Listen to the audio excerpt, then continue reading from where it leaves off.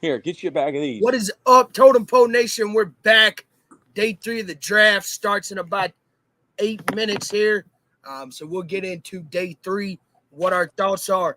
Troy Taylor, man, tell the people where you're at right now. 2nd and Charles. It's a great place on Whole Street. You can bring all your old junk in here, and they'll give you a little bit for it. Books, all kinds of great stuff. We came in here. We had a gift card. 2nd and Charles. Great place, man. Looks awesome. Not gonna lie, I'm gonna have to go check that one out. See if I can take some old junk. 839-839-5244. What kind of junk are y'all looking for here to buy? Oh, so we do books, DVDs, CDs, Blu-rays, vinyl, collectibles, Legos. Pretty much if we sell it, we buy it. Okay. Except for like apparel, plush we do, but only if it's like basically effectively new with a. Basically, if they sell it in here, they'll buy it. Video games, toys, musical instruments, music, books. This is a great place, man. And how long are you going to be on today, Coach? You got to go to prom? Yeah, man. I got roped in. My department head is over prom, and she asked me to help her out. She always looks out for me when it comes to, department meetings and stuff like that because of coaching. So she always looks out for me. So I'm going to return the favor today and park some cars at prom and maybe bounce a little bit. Don't really want to go, but, help her out after what she's done for me for the last 2 years. So figured I'll help her out today. Help those that help you, man. I love it. Look, this is a $9 ice cream sandwich. $9? Yeah, it's freeze dried. It's the same type of ice cream sandwiches they use in the astronaut. Nope. $9 for an ice cream sandwich? Pass. It's the freeze dried. You can get a whole box of ice cream sandwiches for $9. Yeah, man, great. Appreciate y'all, man. This is a great place. 2nd and Charles. Yeah. We're out here on Whole Street. This is the big city to Coach. Hopefully I don't get ran over again. Again, man. Why are you getting ran over? You got to look both ways before you cross the street. Yeah, I know, man. I felt like I got hit with a truck last night, man. How long are you going to be on here today? Until I will be on probably for the entirety of the draft today. Wow. I'm in it for the long haul. You're making up, dude, for yesterday. Last night's shenanigans. Yes. You missed it, dude. How much tequila did...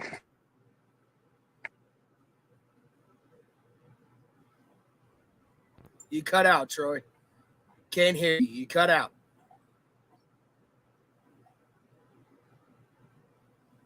You on the Bluetooth on your car? Yep, still can't hear you.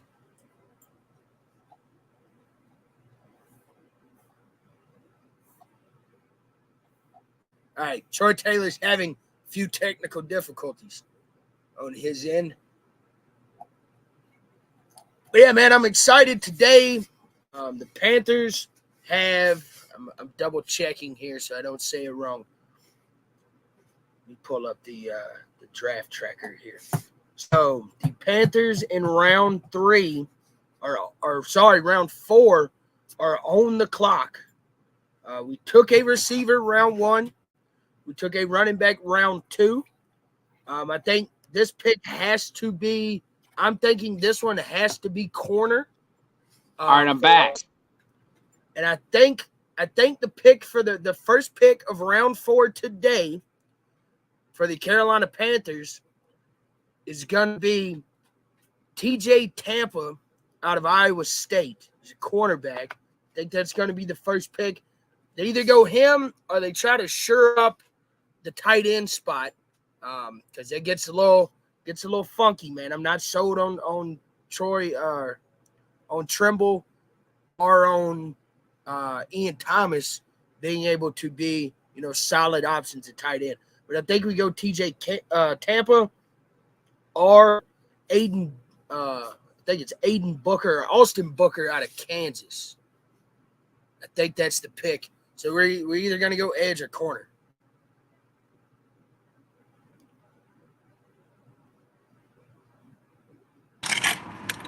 There you go. Coach, you got me? Yeah, man, I got you. Okay, that's great. Was just talking about the Panthers, what I think they're going to do. It's either going to be corner or edge with this pick. So they're already picking? No. They got the first pick of round 4. Wow. What's the haul from Second and Charles today? This right here. This is me. I'm the bounty hunter. I'm Boba Fett. I got this. I think that's Boba Fett. What else are we getting here? Let's see. We got this. What is this? One piece. Then we got this. The man from Seoul. The man from Seoul. We got this for him. He's Moonwind. And then we got a bunch of books. Let's see here. Batman. The Return of Bruce Wayne. 100, what is that? Supervillains? DC Comics. There you go. And then a book of baseball. I like it. Wow. America's pastime. Wow. You memorize this thing, you'll know about half as much as Matt Pat. But this is what I got. How much do you think that this knick-knack thing, piece of wood that I get, it's not even painted, there's a sticker, I think. How much do you think this cost? I'm going to go with... how much do you think this cost? It's got a sticker right on it. It's got a yellow sticker, so I'm assuming it was on clearance. Yes. So I'm going to go with $4.95. Okay, on Price is Right, you would have been right because it's $6. You went under. Elizabeth, good afternoon, Coach Troy. In at my local theme park. That's great. We're in our local theme park too. It's called the Totem Pole Experience. The Totem Pole Experience. It's like the Joe Rogan experience, the Jimi Hendrix experience. So how do you feel being a part of the Totem Pole Experience? And I love it. It's been nothing but great for me since joining. Got into NASCAR podcast, which if you haven't checked that out, first and last, we do a preview and a review video of every race. It's normally me and Matt Pat. Sometimes it's just me. Sometimes it's just Matt Pat. It all depends on how the schedules are lining up. Yeah, we don't have no system here, man. It's just we are the system. We work it out within ourselves to get it done. I want to tell a story about Fanoga. When he coached with Joe Lee Dunn, at New Mexico, it was at University of Mexico, yeah. Joe Lee Dunn, he invented the 3-5-3 defense. And Fanoga would go to him on like a Sunday or probably like a Monday in college. And he'd say, hey, coach, what's the game plan? Hey, coach, what's the game plan? And he'd go, just show up. That was the game plan. Just show up. You don't have to do anything. You just have to show up. That's the game plan. I'll tell you another story. They were getting ready to play Nebraska. Nebraska was running the option, the triple. And Joe Lee Dunn, thank you. A few more. Joe Lee Dunn told Fanoga before the game, this is in pregame, hey man, we're only going to put, actually, he said, I think he said we're going to put one guy in a stance, in a 3-point stance. Everybody else is going to be standing up. They hadn't practiced it all week, but that was the game plan. That reminds me of the old popcorn defense in high school. Who? There were some teams that I played in high school that ran. They would put the nose in the 3-point, and he would go, from A to A. Yeah. And he would just kind of move back and forth, and then everybody else was like standing up on the line of scrimmage. And they would just bounce around from gap to gap. And then when the ball snapped, they went to their assigned gap. It was very hectic for an offensive lineman. Put it that way. Yeah. Hectic for them and hectic for the defense. Create confusion. Did they have a good defense? No, they were trash. I think that's why they were trying to create confusion. Yeah, they were the ones that were confused. I think they won 2 games. I was watching an interview of you yesterday. It was when y'all made the playoffs this last season. You got interviewed by, was it Channel 6? Yeah. It was in a weight room. I didn't show up. Yeah, we were at Highland Springs High School, I think. Oh, it was Tucker. Was it?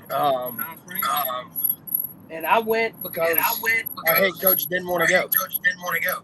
Hey, I don't So blame him. I got volunteered as tribute. But you got some camera time. You got Yeah, some I got some- experience talking to the medium. It was not a great interview by any means, There are no great interviews. but I was serviceable Yeah. to channel 12 or channel 6, whatever it was. I can't remember. I'm gonna give you some advice, man. This is what I learned from my college coach. Always be complimentary of your opponents. Be complimentary of your teammates. Be complimentary of your coaches. Really, if you always do that, really you don't tell them anything because you say the same thing all the time. Yep. Everybody's a great team. Everybody is well coached. Everybody plays hard. You don't really have to know anything. It's like espionage. You're basically just telling them something and you're answering the question however you want, not how they want. Yeah, man. It's really manipulation. So the Panthers clock has just started. They now have 4 minutes and 53 seconds to make the pick. So how much money do we spend at Second and Charles, or do we use your gift card? $50. $50. 64. Man, I think these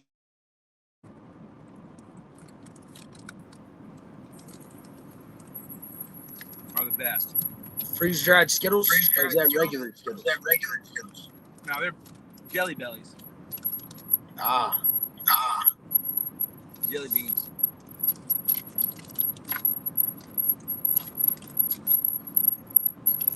What is the difference between Skittles and freeze-dried Skittles? I don't understand. Is it like the freeze-dried ice cream? It's like crunchy? Yeah. So it's like the freeze-dried ice cream. Yep. Pretty much. All the liquid's been taken out of it. So it's basically just sugar. Yeah. It's like crystallized sugar. Yeah. It's. Yeah. I mean, that's how Skittles is anyway. It's sugar. So you're telling me that Skittles is not a kiss of the rainbow? Because that's deceiving. That's manipulation. They put that in commercials. That's what they used to say, I think. That was their tagline. Taste the rainbow. Taste the rainbow. So it's really not tasting the rainbow. Oh, it's just sugar. tasting refined corn syrup. Coach, answer this for me. How do we get high fructose corn syrup from sugar? Is high fructose corn syrup actually sugar? Or is it something that's derived from the corn product that was left over and they couldn't make money off of? So then they created high fructose corn syrup. I don't know the answer to that question. This seems like, I think sugar probably costs too much.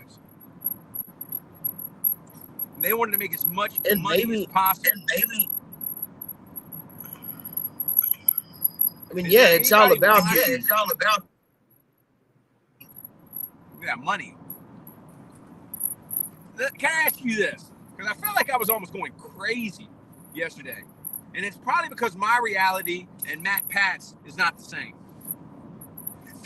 Matt Pat puts Roger Goodell on a stage on a higher level of someone who has like almost changed the world, like a Martin Luther King, a Malcolm X, a Mahatma Gandhi, a Mother Teresa. That this guy single-handedly created the NFL into the beast that it is today.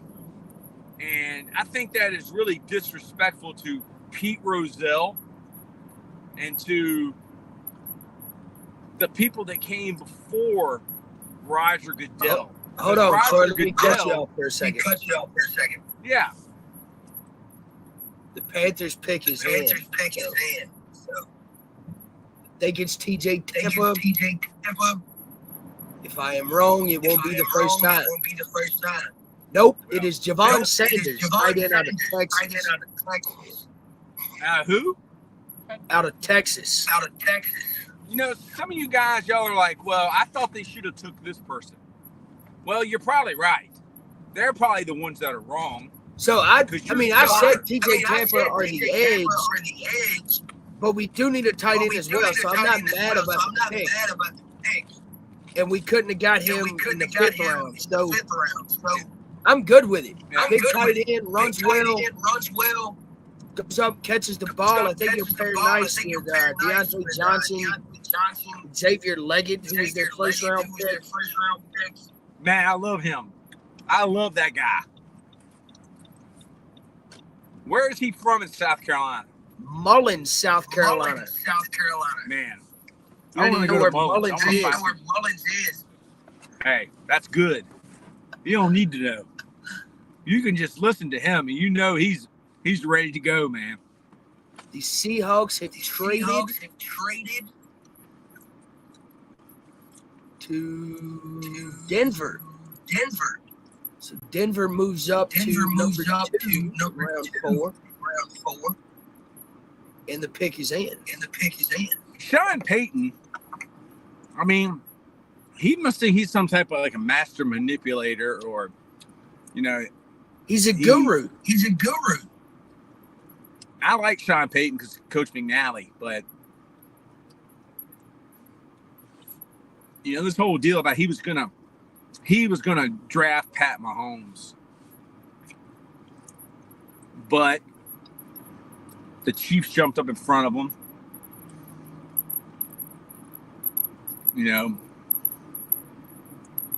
do you put Roger Goodell on a pedestal? I mean, do you give Roger Goodell the sole responsibility of creating the animal that is the NFL? No, When he don't get they stolen. want the NFL. Oh. Well, Matt Pat says he's the commissioner. Dude, all he is a voice and a protector of the owners. Like the same, he goes, well, they created these media contracts. No, he didn't. The people that own the media are the same corporations that own the teams. The same people that own the corporation's teams are the same people that created the vaccine. Well, see, Woody Johnson. Now we're getting into a different beast. Yeah, Broncos and then he pick his hand.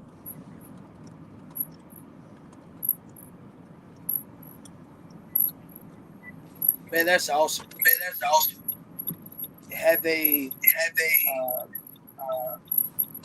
Special Olympics participant, announcing the pick, and they go Troy Franklin out of Oregon. Who is he? Receiver out of Oregon. 6'1", 175 pounds. Wow. Played with Bo Nix in college, so they're pairing them back together. Wow. Wow. Man. Wow.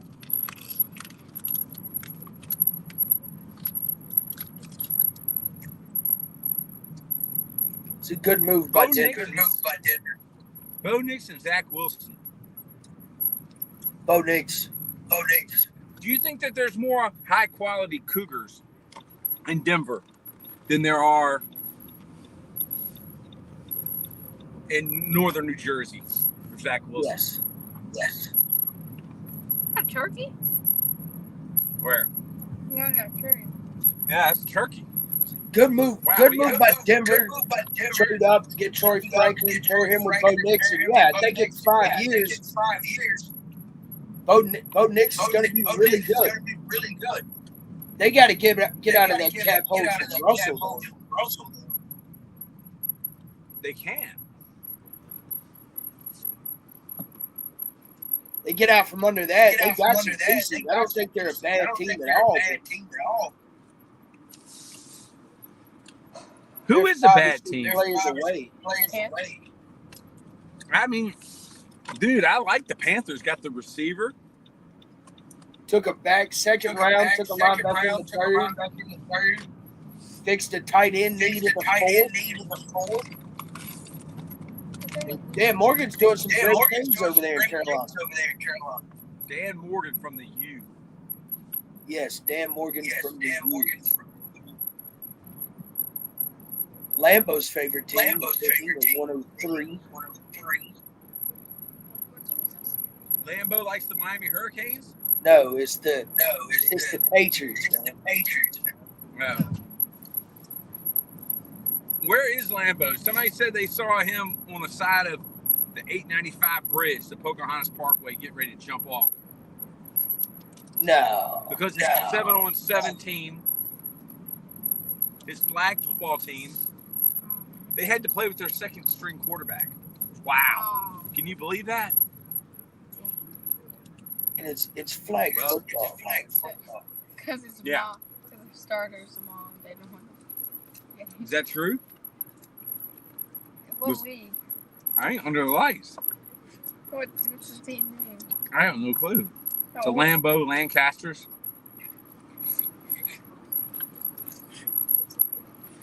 what age group? I don't know. Probably the oldest. High school? It's like, What? I think they're like junior.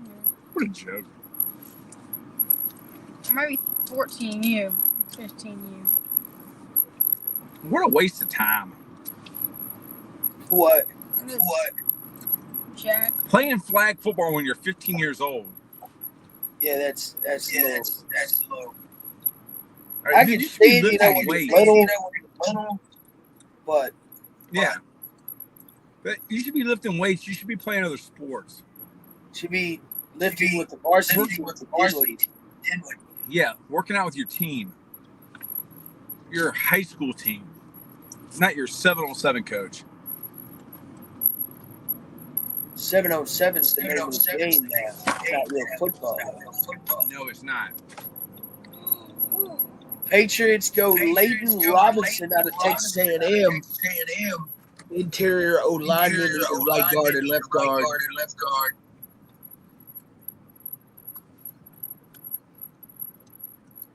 So nobody has seen Lambeau in over 48 hours. He's probably over here. I have to shoot him a text. Make sure he's okay. Coach Bald wanted to know how he was doing. Coach Bald hadn't heard from him. So recap the picks we've had so far in the fourth round. All right, the picks so far. Let me pull it up so I don't mess anything up here. The Panthers went Javon Stanton. Latavion Sanders out of Texas.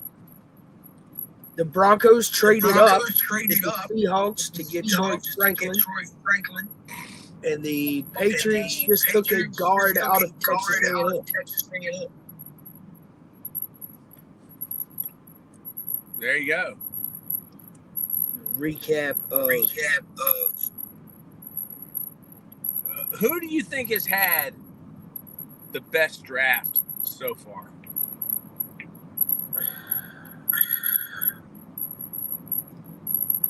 I don't think Chicago's having a Why is that? because they're filling needs. They got quarterback. They went and got Roma Dunze. And then they took a tackle out of Yale. And honestly, the tackle out of Yale, I thought was a round two guy. They got him in the third. So I don't think that's a bad situation for them. I heard somebody say when you draft a guy out of the Ivy League, you never know what you're going to get. Well, you're not going to get someone who's stupid. You're not going to get in the league for how long? Who? Ryan Fitzpatrick was in the league for how long? Yeah, and I mean the fullback for the 49ers. I mean, dude, you're getting somebody that's professional. They'll show up. They're going to be on time. They're going to be smart. They're going to be able to retain information. Like, there's a lot of guys who are elite athletes. I'll tell you this. I had an old man.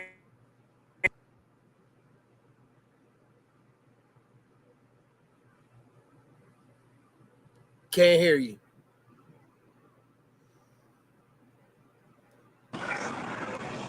Coach, can you hear me? Yeah, I got you now. Okay. I had an old man once tell me, Coach Holt, Dr. Holt, who was our offensive line coach at Virginia Union for 2 seasons. He used to tell me, Troy, you can go to Walmart. You can go to Walmart all around the country. Go to every Walmart in the entire country, and you can put together a pro football team just from the guys working at Walmart's that could win an NFL playoff game. That kind of puts it in perspective. And what he's saying there is just because you got talent or you're gifted doesn't mean you're going to make it in pro football or you're even going to make it in college football. Because I know you probably know some guys from South Carolina that were some of the best players, but they never even played in college or either didn't make it. Yeah, most definitely. So that always stuck with me. See what the Cardinals I do. texted The Cardinals are another team that's having a sneaky good draft.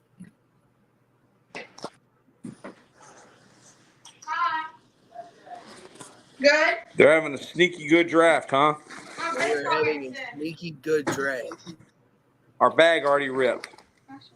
Our bag already ripped, dude. Here. Ready? Already. You just throw it away.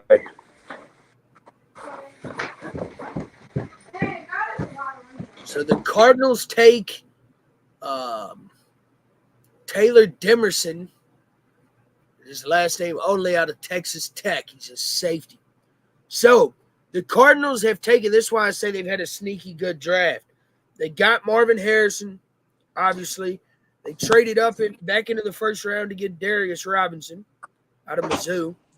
They take Max Melton in the second round out of Rutgers. They take Trey Benson in round 3, so they took him back in round 3. They took a tight end in round 3 and Tip Riemann out of Illinois. They took an offensive tackle also in round 3. They traded up to get Isaiah Adams out of Illinois. They traded up again, or received it in a trade, got Elijah Jones, so they got another corner out of Boston College, and then they just got a safety. So their needs going into the draft were receiver, corner, edge, D tackle, and guard. Well, they have filled receiver, corner, and edge, while also picking up a back, an offensive tackle, and a tight end. I like what the Cardinals are doing over there.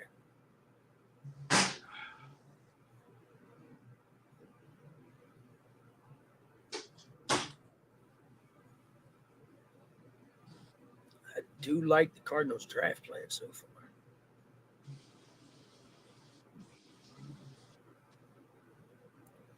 Chargers are up next at 105.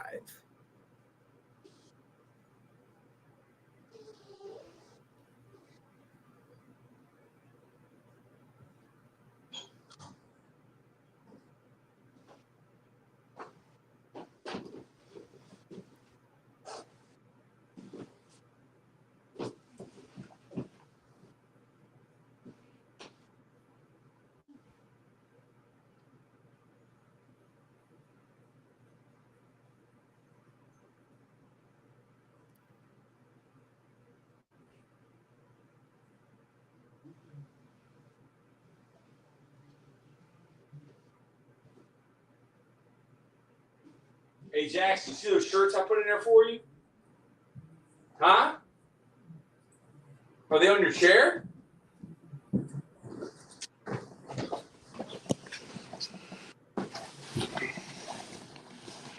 Chargers at pick 5 in round 4.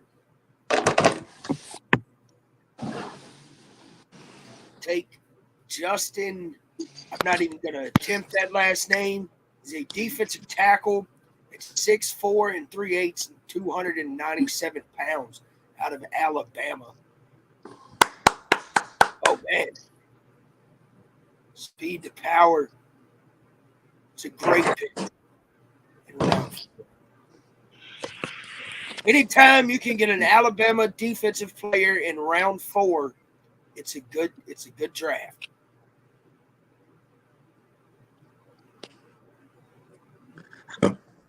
An Alabama player in round 4, defensive player. Alabama D tackle in round 4.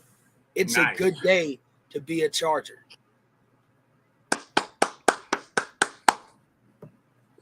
John Harbaugh is cooking. Jim Harbaugh or John? Jim, sorry. My bad. Wrong That's all Harbaugh right. brother. That's all right, man. Everybody makes mistakes, especially me. So the Chargers have taken Joe Alt, Ladd McConkey, this D tackle out of Alabama,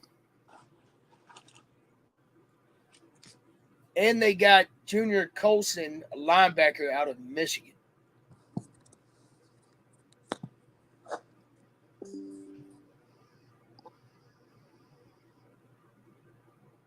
They're once again fulfilling needs, like I talked about with several other teams. Did you ever think last year at this time that you would be live streaming the NFL draft? No, man, I didn't. Honestly, until meeting you, I had no intentions of live streaming or doing YouTube videos or any of this. But I tried to hit the ground running, obviously with some other things. Me and Matt Pat have our own show twice a week, normally on Saturday night, Sunday morning, or Sunday afternoon. But you know your stuff. You love it. No, I'm still here. But I'm saying you love it. You love talking about sports. It's hard to talk about anything else when that's all you know. Yes. Like my fiance gets mad at me. She's like, "Can we have a normal conversation without sports?" I'm like, "No, babe, I don't think we can. That's all I know." It's all you know. It's who you are. You know it. You know it. You just don't believe it. You know it. Football, NASCAR, baseball. I'm not a huge basketball fan. I'll watch it at playoff time. But football, baseball, NASCAR. You love it.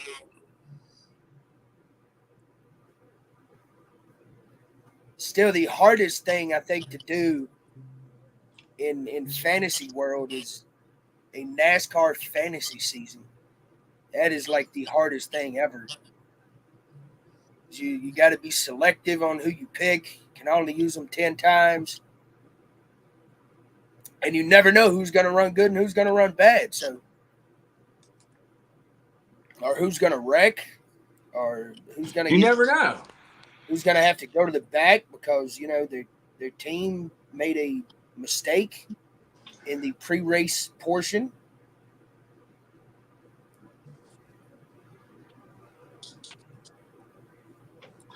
You never know.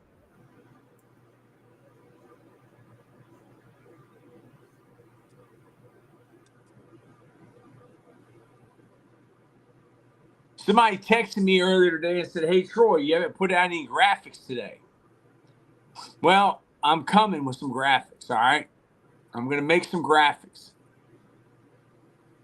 They said I've made more graphics than any other college in America within the last week. You do make a boatload of graphics. Thank you to Sideline Design. Speaking of graphics, I got to make a few.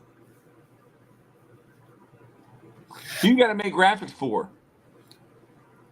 Dinwiddie High School. Okay, good. What you got to make them Top 10 about?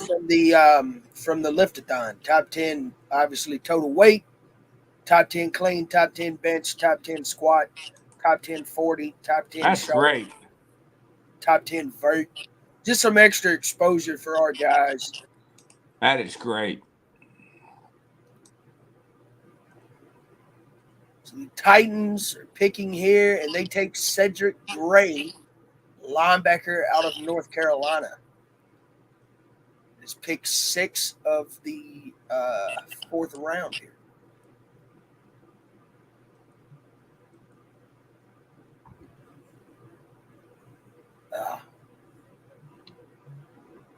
His highlights are against Campbell.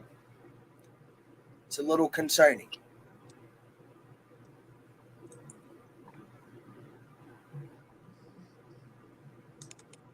Oh, here's a Georgia Tech highlight. Downhill guy. I like it. I like it. You like them.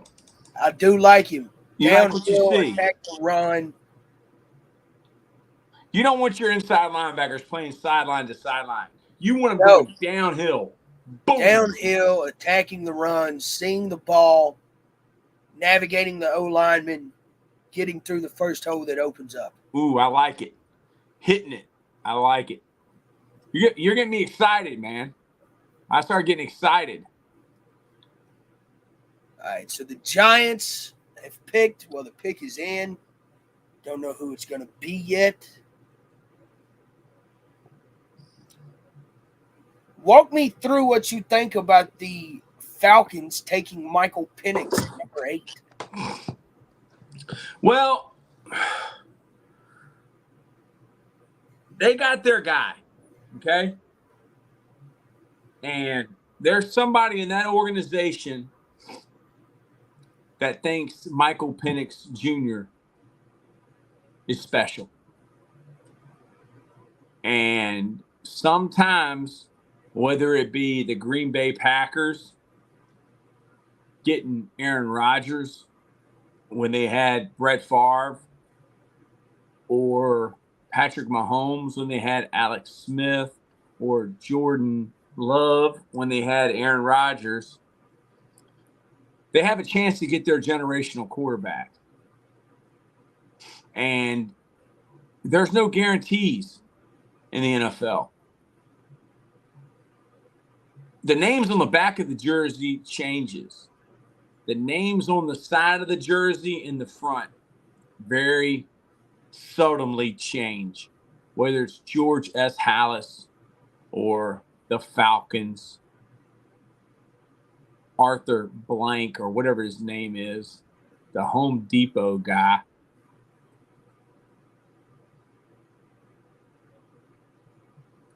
Dude, they think that kid can play, and they're willing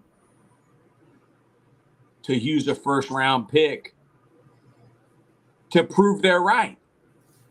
You don't do it to prove you're wrong. No. So I guess we just got to see. So the Giants just took Theo Johnson out of Penn State. So they went tight end in the 4th round. You're going to get a run on tight ends here. Yep. But no, so at first it shocked me. Then I got to thinking, I'm like, well, the Green Bay system, right? Take Aaron Rodgers when you have Brett Favre. You let Aaron sit behind Brett for 3-4 years, and then Aaron's ready to go. Same thing with Jordan Love. Drafted him in the 1st round. Kirk Cousins is coming off an injury. Who? Too. Kirk Cousins is coming off an injury. Yeah, so I think you take – and Kirk – I don't think Kirk's got but another 3 years, before he calls it a career. So you take Penix, you let him sit, you let him learn behind a vet, let him learn the game. And then in 3 years, he's your guy. So I'm not mad at the pick. It did shock me because I didn't expect it. I figured they would go, round 3, round 4, get a guy like Spencer Rattler, somebody of that. Is he still available? Yes, Spencer Rattler is still on the board day 3 of the draft. Will Spencer Rattler get drafted? Yes. I think he does. His game fits. Obviously, last year at South Carolina, he put up numbers with their O-line was atrocious. They couldn't block a cold. Like it was awful. Yeah. They were playing a bunch of young guys and playing a bunch of transfers. So, and he's still produced. Touchdown to any interception, the ratio was like 19-8. So, I think somebody takes a chance. And, he's going to sit 3, 4, 5 years before he becomes a guy. But I think playing in that pro-style offense with Dowell Loggins has helped him. And then, obviously, when you get benched in Oklahoma to Caleb Williams,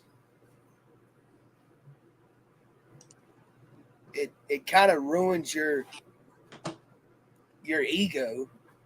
And I think coming to South Carolina, he got back to kind of where he wanted to be.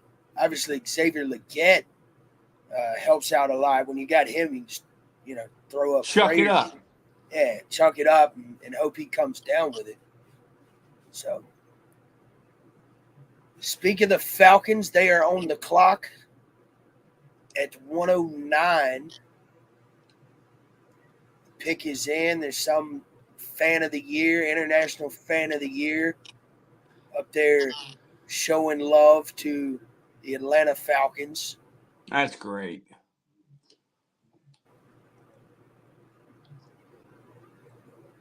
The international fan of the year. Taking Brandon Dorlus, a defensive tackle out of Oregon.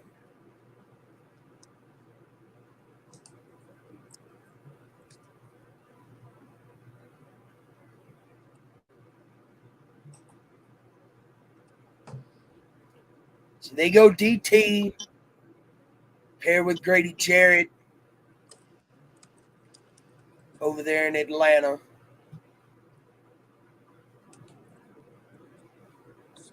Oh, man, that kid's quick off the ball. Gets after it.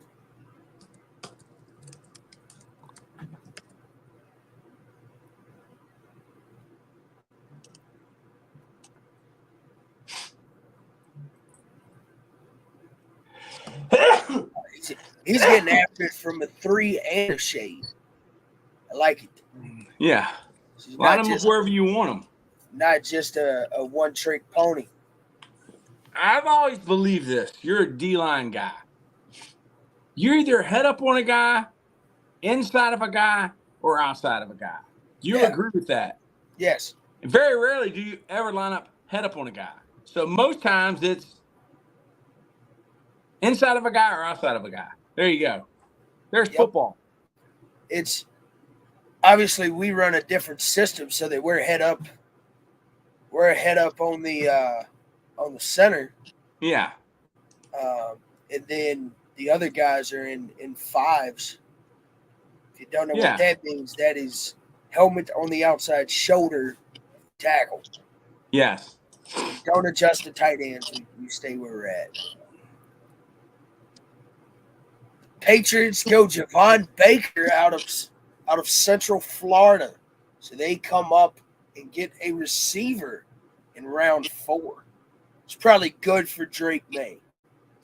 Yeah. Drake May is a happy camper right now. He's going to play, dude. They've got everybody wants the new Tom Brady. Well, they have their savior.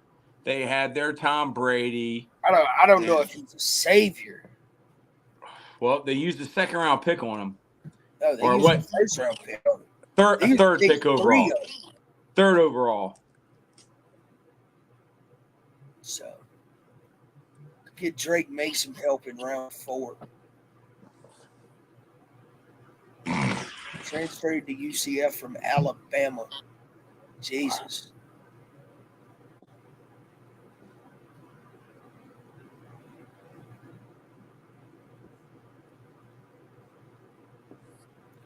The Jets have traded to Green Bay at 111.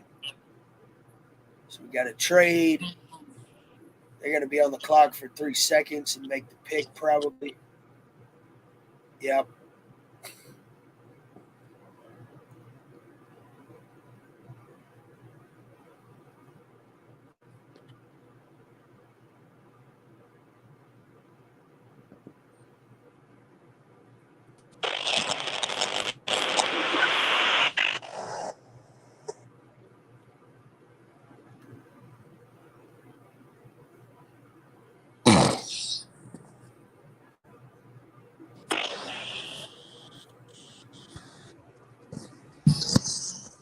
Oh, you're back. Yeah, I'm back. I'm going to get my other phone.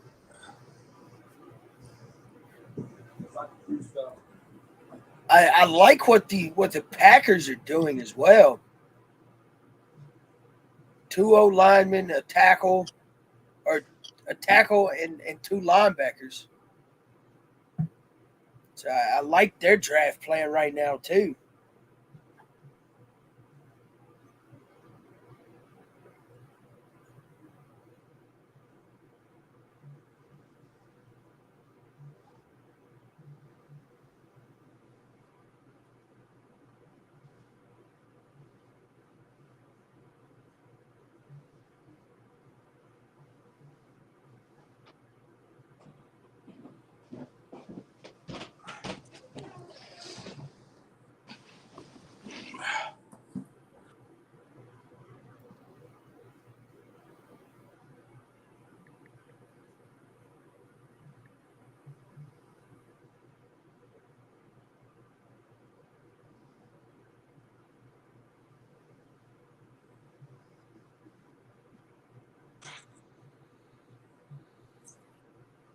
Oh, man.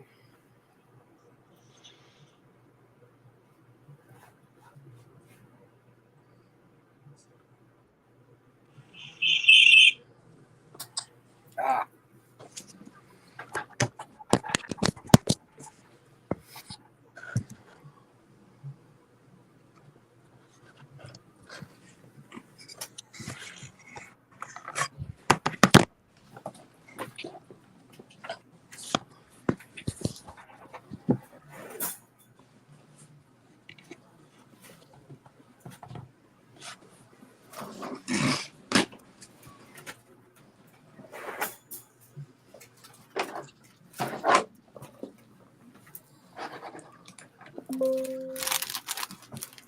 Coach, you still there?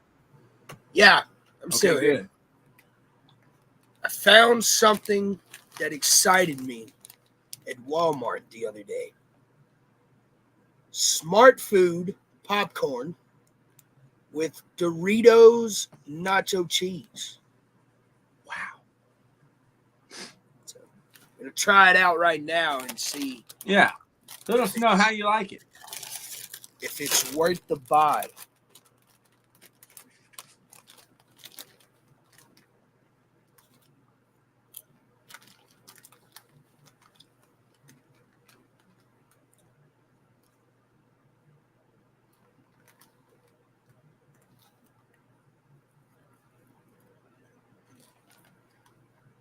Oh yeah, there's some good stuff.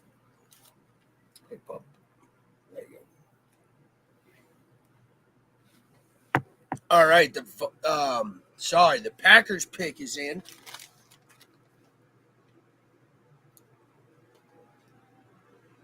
Of course, we got a cheesehead up there to announce.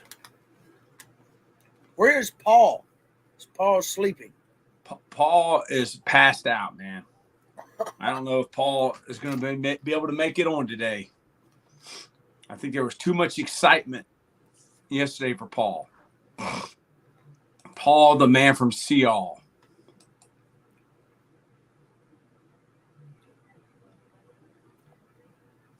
Oh, I like that. The Doberman pitcher. So the Packers take Evan Williams as safety out of Oregon.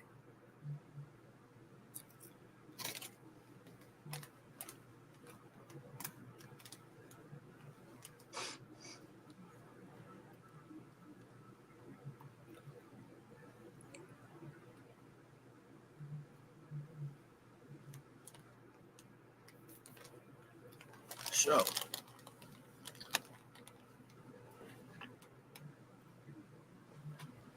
let's do a little.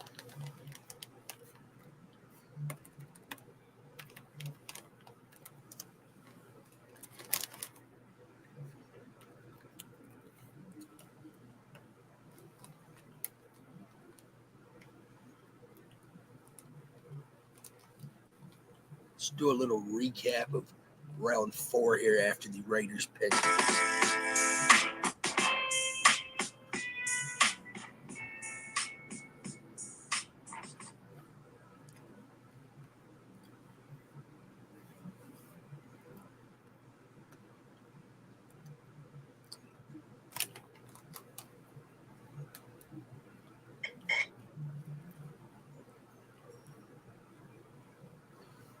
So we only have 4 people watching? What? How many people does it say he's watching? On 48. 48? 2 on the YouTube. 5 on Lambo's World 247. 34 on Coach Bald. I need to retweet it on mine. 6 on the Totem Pole Nation Twitter. And retweet it on yours. 1 on Twitch. Retweet it on yours. So 46 total people right now.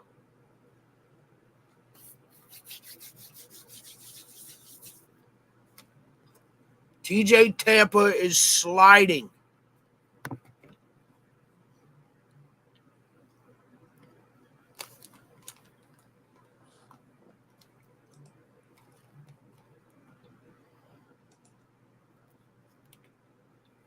Wow.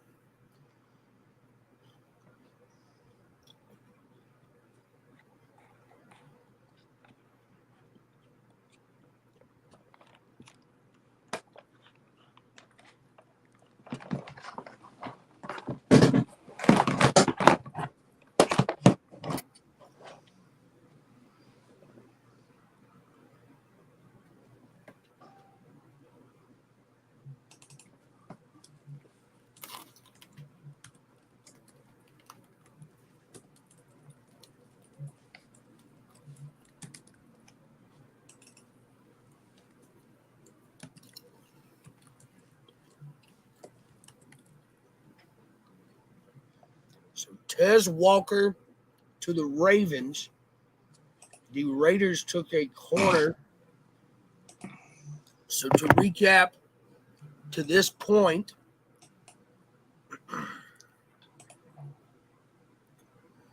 you have Panthers obviously taking Tavion Sanders out of Texas, tight end. Troy Franklin to the Broncos. Layden Robinson, a guard out of Texas A&M to the Patriots. Taylor Demerson, a safety out of Texas Tech to the Cardinals.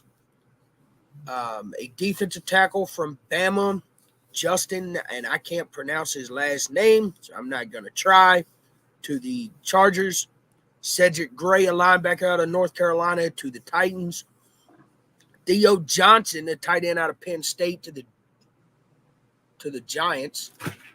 Kyrie Jackson out of Oregon, a corner, goes to Minnesota.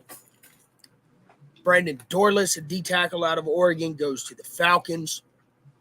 The Patriots just took Javon Baker, receiver out of UCF, at pick 10. Pick 11 was Evan Williams out of Oregon to Green Bay. The Raiders went corner, DeCamion Richardson out of Mississippi State. And then the Ravens just took Devontae Walker, a receiver out of North Carolina. So that gets us up to pick number 14 of round 4 here. Wow. Hello, MK. MK, what's up? MK in the house. She is always in the house. She's the best. Love it.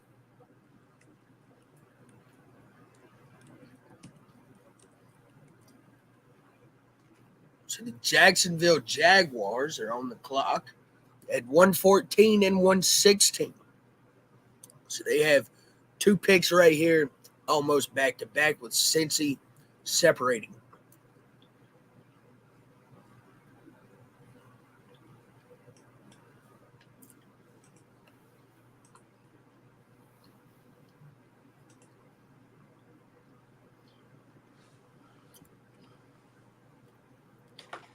So Jacksonville has taken already Brian Thomas Jr. of LSU, Mason Smith, also out of LSU, and then Jarian Jones, a corner out of Florida State. So they have fulfilled 3 of their needs in the first 3 rounds of the draft. That is fantastic. I say here they go, let's see, best available. Let's see who we got. I think they're going to go Austin Booker out of Kansas or Christian Jones out of Texas. That would fulfill their need at tackle and their need at edge. So we will see if I'm correct. I have been wrong all day, it seems like. Well, you're wrong, but you've been right. Yeah. Just because they didn't do what you thought doesn't mean they're right and you're wrong.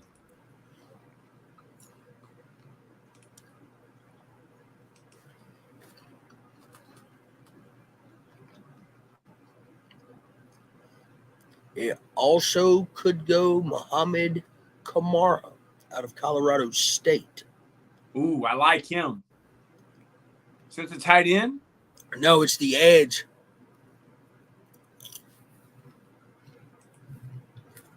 So DN or stand-up backer or whatever you want to call him. Yeah.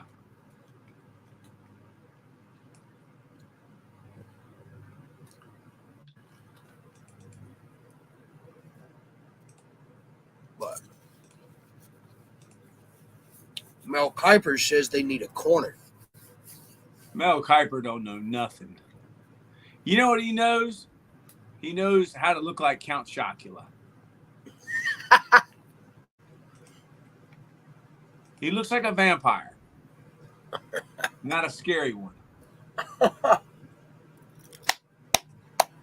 He don't know nothing, dude. If he knew something, somebody in the NFL would have hired him a long time ago. He's probably related to somebody in intelligence. What do you think about Total Poll Nation partnering with the CIA? We're going to partner with the CIA. Cool. Let's do it. Hey, I mean, who else do you want to partner with but the people who are responsible for all intelligence? Yeah. We have Yeah, a no. lack of intelligence. That's why we're totem pole nation. That's why we're the low man on the totem pole. Has anyone ever admitted to partnering with the CIA? No. So you're saying we're walking in rare company, Uncharted waters. muddy waters, very muddy. We get it from the mud. So I was right on the position for the Jaguars, but wrong on the name. They did go offensive tackle out of Mizzou. Missouri? Yep.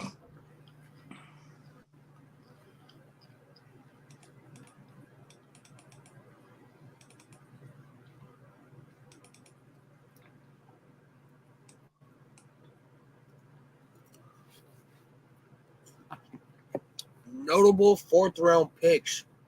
Wow. Some good names on that list. John Stallworth, Steve Largent, Andre Reed, Charles Haley, the aforementioned in several videos, Dak Prescott, and Max Crosby. What is so great about Dak Prescott? I am not a Dak Prescott fan. Dak Prescott or Cam Newton?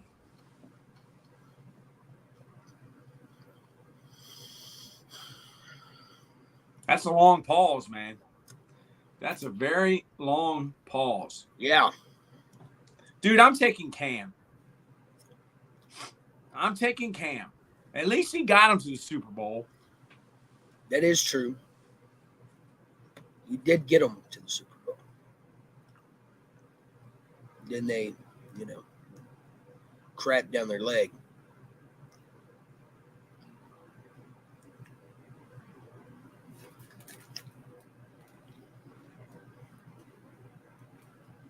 Let's see. What do we have?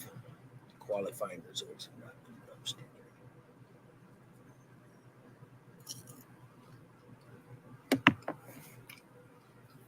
Well, what did the... Okay, so they go Jordan Jefferson, defensive tackle out of LSU. That being the Jacksonville Jaguars. Since I missed it, Cincy took Eric All, a tight end out of Iowa. Another guy from Iowa. Another guy from Iowa. Huge pop rate on guys out of Iowa. Paul is a huge Iowa fan. Were you aware of this? Yeah, we covered that, I think, night one. He loves Iowa. Where did Cooper?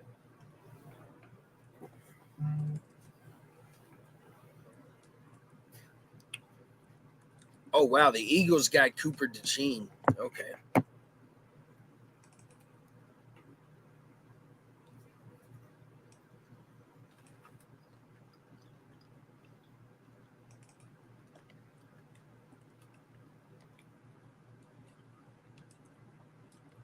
Wow. Donnie Mitchell slid all the way to pick 20 of round 2.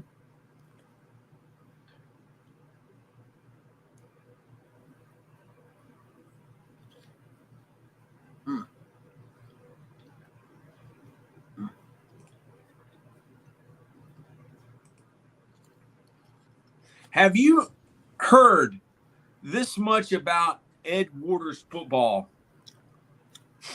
Dude, ever before?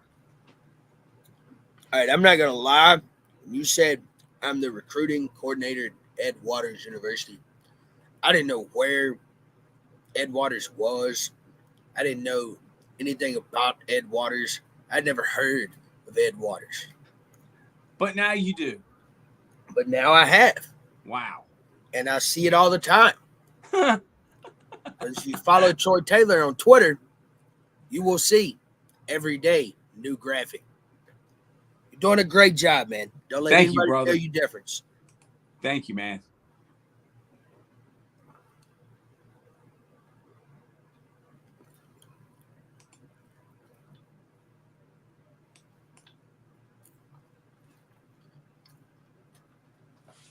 I have to put this popcorn up, or this bag's gonna be empty.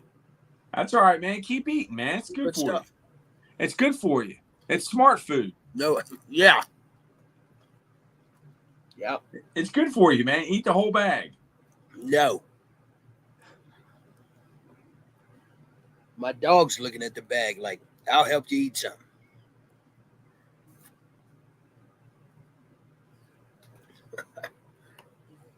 Oh.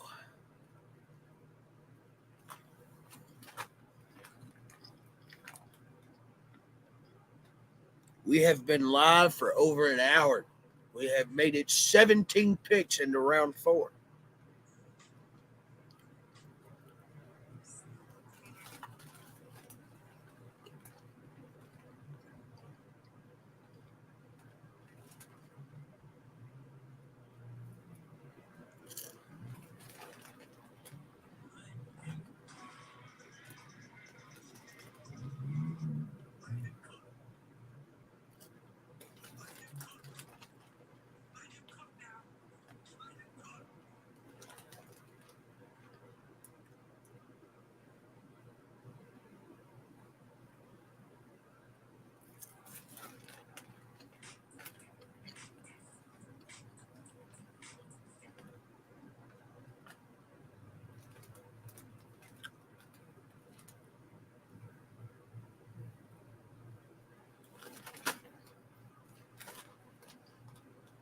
Let him cook.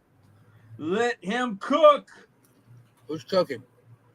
Let him cook now.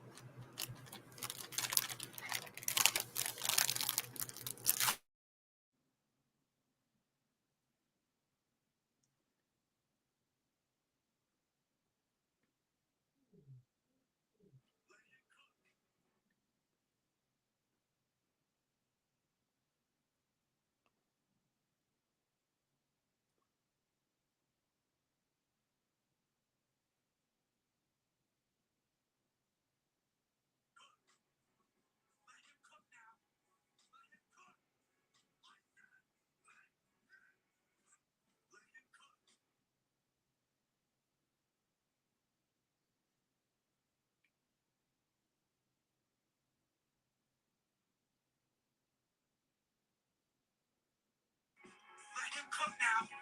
Let him cook.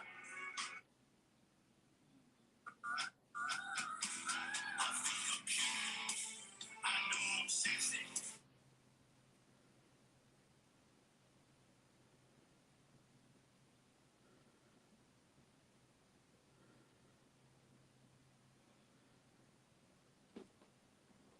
Coach, you still there? Coach, you gone, Coach? No, I'm here. Are you there? Okay. I was putting the popcorn away That's all right, Coach. Put the popcorn away. before the whole bag was going.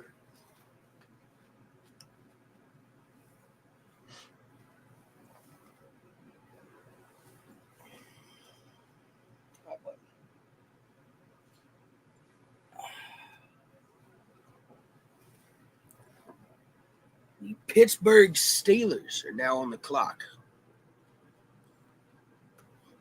Since I missed a couple picks, Tanner Bartolini, a center out of Wisconsin, to Indiana, and Tyrese Knight, a linebacker out of UTEP, to Seattle. It gets us to pick 19 in the Pittsburgh Steelers, who have taken in round yesterday. They took Roman Wilson and Peyton Wilson, I think is his name, out of NC State.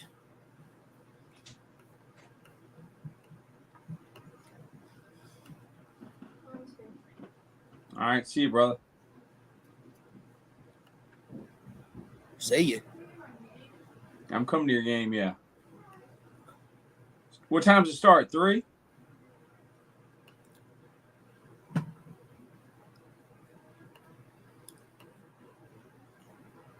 So the Steelers have went tackle. Zach Frazier, a center out of West Virginia. Roman Wilson, a receiver out of Michigan. And Peyton Wilson, a linebacker out of NC State.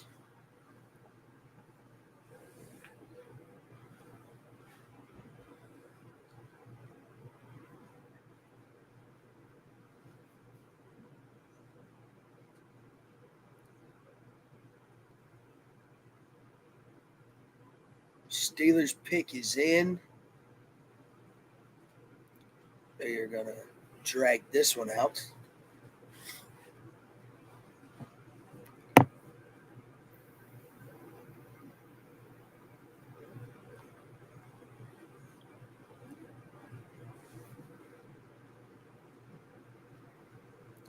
Troy Taylor, tell me about Ed Waters football and what people need to know. Head coach Toriano Morgan. He was the coordinator. Mike Fanoga, Division II school in Jacksonville, Florida. They went 6-4 last year. And starting quarterback is from Highland Springs High School in Richmond, Virginia. And Toriano is from Dillard High School in Fort Lauderdale. And he likes to chuck it. He likes to throw the ball. And Coach Fanoga likes to bring the house and the kitchen sink. Got to bring the kitchen sink. He brings it all. And if you don't like to play man-to-man and cover, then you probably don't want to play in the secondary for him because he's going to make his guys cover man-to-man. He's going to bring more than you can block. He coached with Hal Mummy at University of Kentucky. Coached tight ends when Tim Couch was there. And he's Hawaiian. And he's been all around the country, man. So the Steelers took a guard out of South Dakota State. And he coached Mason McCormick with Woody Wolfenheimer.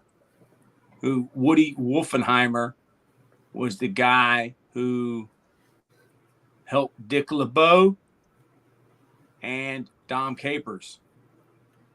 He was the defensive coordinator for the Steel Curtain. And he liked to bring pressure. Gotcha. They bring it from everywhere.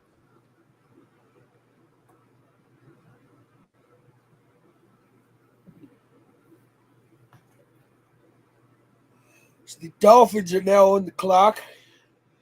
Oh, sorry. And the pick is in. You're on commercial. Already? Yeah. We're on commercial break, so they're going to, wait till we get back to Detroit to tell us who the pick is.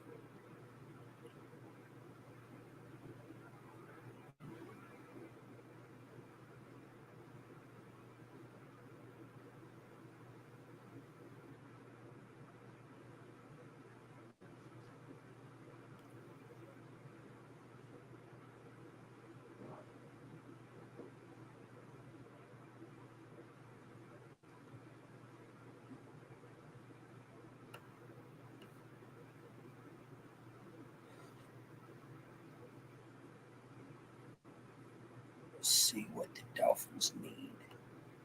The Dolphins need D tackle, tight end, and an interior O lineman. They have went Chop Robertson and Patrick Paul out of Houston, an offensive tackle. So they might fill that need at tight end here. They could wait a little bit.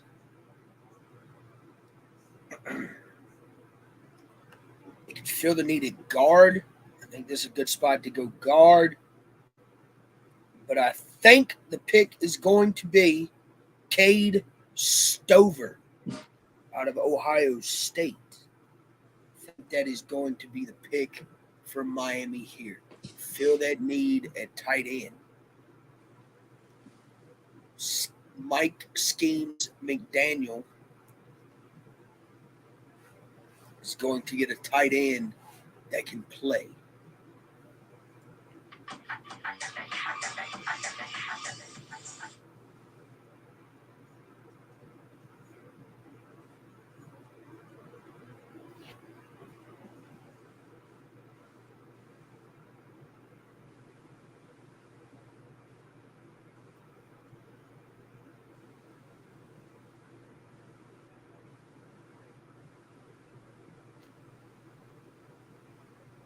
What are you doing, Bo?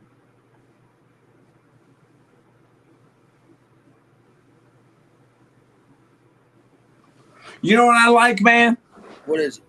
I like peanuts in the shell. Okay.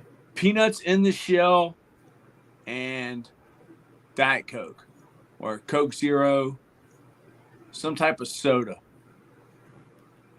That's what I like. When I go to a ball game, peanuts and a soda, and I'm a happy camper. What about you? See, I'm more of a peanuts and Pepsi kind of guy. That's all right. Pepsi's fine. I'll drink Pepsi too. Do drink a lot of Coke Zero. That I need to probably quit drinking Coke Zero. Probably need to go to water or something a little better for me. Yeah, but I mean, everybody's got their vice. And if your vice is Coke Zero, that's not very bad. All right. Well, the other problem I have is Well, we don't need to be making any confessions, Coach. All right. Because we have people watching and listening to us, especially our partners, the CIA. Thank you, Central Intelligence Agency, for supporting Totem Pole Nation. We love you and you love us. Why? Because we are Team USA. So the Dolphins pick is in. Another international fan of the year makes the announcement for the Dolphins. So basically, they're just getting these people that are from these other Jalen countries Wright to come here and make these announcements so everybody in their country can watch this person make one announcement, and the NFL can project or create the illusion that they care about these people in these other countries. Really, they just want their money. They want them to watch football, buy jerseys. So the Dolphins go Jalen Wright out of Tennessee. So they go running back. Guy who ran a 4.38 at the combine. Nice. Second fastest back there. 4.38 is flying. Oh, yeah. What is y'all's tailback, y'all's quarterback run? Is he 4.38? He was, around that. Obviously, hand time, his quickest was a 4.28. Wow. Wow. Hand time, I think this last one, he was like a 4.36. He ran like 22 miles an hour at a Tennessee camp. Yeah, but he can go. The kid can move. He can go, man. Can go with the best of them. He can go. My dog is not having the totem pole experience. Why is that? He wants to be on the camera? On the couch. That's all right.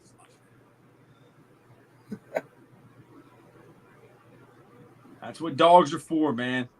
Man's best friend.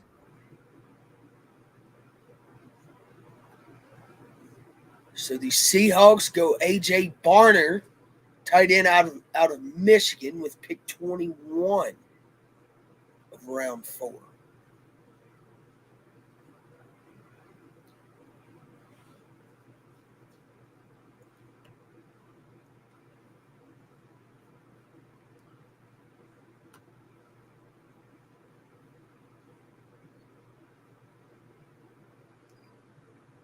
So we have the Bears up next, then the Texans, the Niners, the Bucks, the Jets, the Texans, the Bills, the Jets. So the Jets have 3 picks remaining in round 4. The Chiefs have 2. The Texans have 2. The Ravens had 2.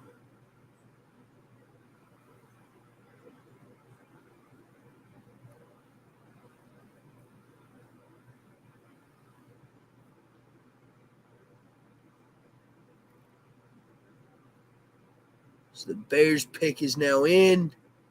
They are announcing right now. Another International Fan of the Year, James Gowers. Dude, shout out to Ian Tatum, who has 1.2 thousand people watching his stream. Dude, that's crazy. Tatum does? Yes. He's having a clinic on Twitter. He's got 1.2 thousand people watching it. That's impressive.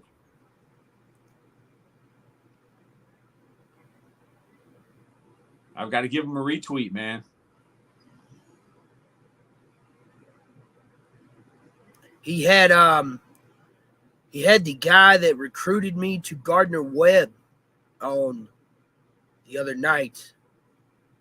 Coach Brett Hickman, Yeah. the defensive coordinator at Anderson University, with Bobby Lamb.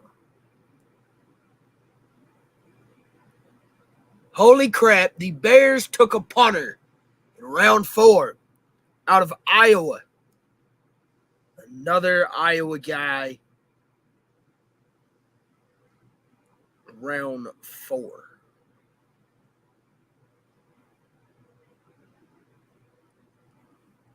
Those Iowa guys, they keep getting picked. That's impressive. Shout out to all the Iowa guys.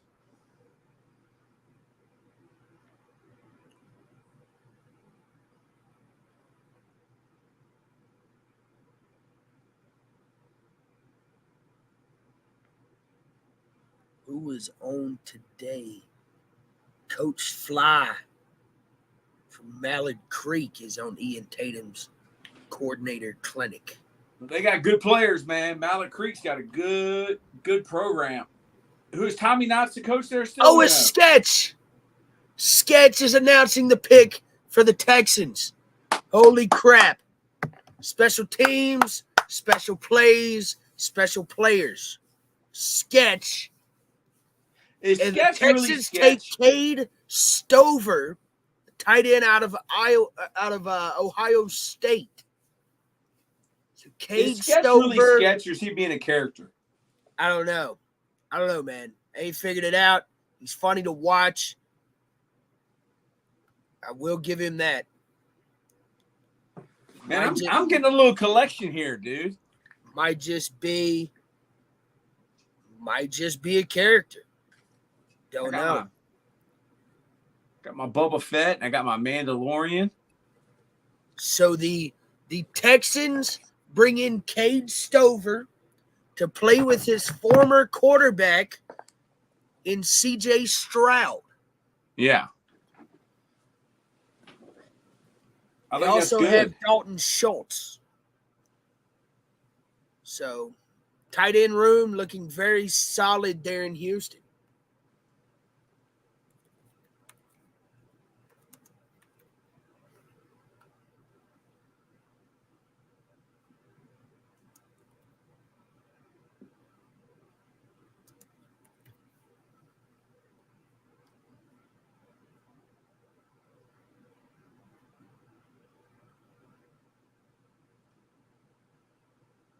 I am wrong.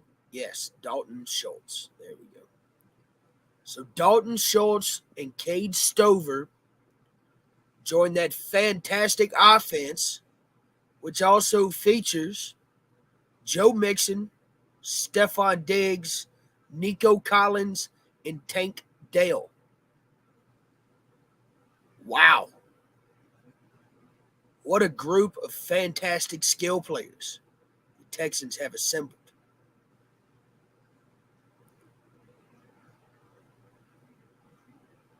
Well, that secondary is nice too. Jeff Okudah, Jimmy Ward, Jalen Petrie, and Derek Stingley. And they drafted a corner in the first round in Kamari Lassiter out of Georgia. I want to play a video of Coach McNally and what he's talking about here about his alma mater, University of Buffalo. All right. Who now has Pete Limbo as Yes. the head coach. He's going to talk about Pete Limbo. Limbo. Here I am at the UB spring game, and I'm one of the honorary coaches. I'm on the offensive staff. But here's our team warming up for the spring game. Okay? And, of course, it's early, and it's raining, so there's not a big crowd here yet, obviously. But anyway, there's our indoor field house right there. Beautiful place. And there's our new weight room over there. You see those building right there? It'll be beautiful. So anyway, here we are. UB. So here I am. He's swag surfing. He said spring game at UB warm-ups. Pete Limbo is the real deal. He has So infected. Is he on staff at UB or helping out at UB, or is he just an alumni supporting? He's an alumni supporting and helping and showing up whenever he wants. I love it. Yeah. Keep I mean, he's an being 80-year-old great. man that coached 30 years in the NFL, and Keep he being has great, Jim McNally. one of the favorite pictures I've ever seen, and I will keep for the rest of my life, is Coach McNally getting you in that stance. And that was uncomfortable for me. Let's just put it that way. But, And I but that looked is something very you uncomfortable. that is something that you will. But that is something that I will cherish for the rest of my life. Wow, man. He has infected all of Western New York, UB, and his players with spirit, teamwork, and a sense of responsibility. What a great tweet from Coach McNally about Pete Limbo. Pete Limbo is one of my idols. Or let's not say idol, that's a strong term, but he's somebody I look up to and respect and try to learn some stuff from. Obviously, he's a great special teams coordinator, and I think an even better person just from the conversations that I've had with him at various coaching clinics across the nation.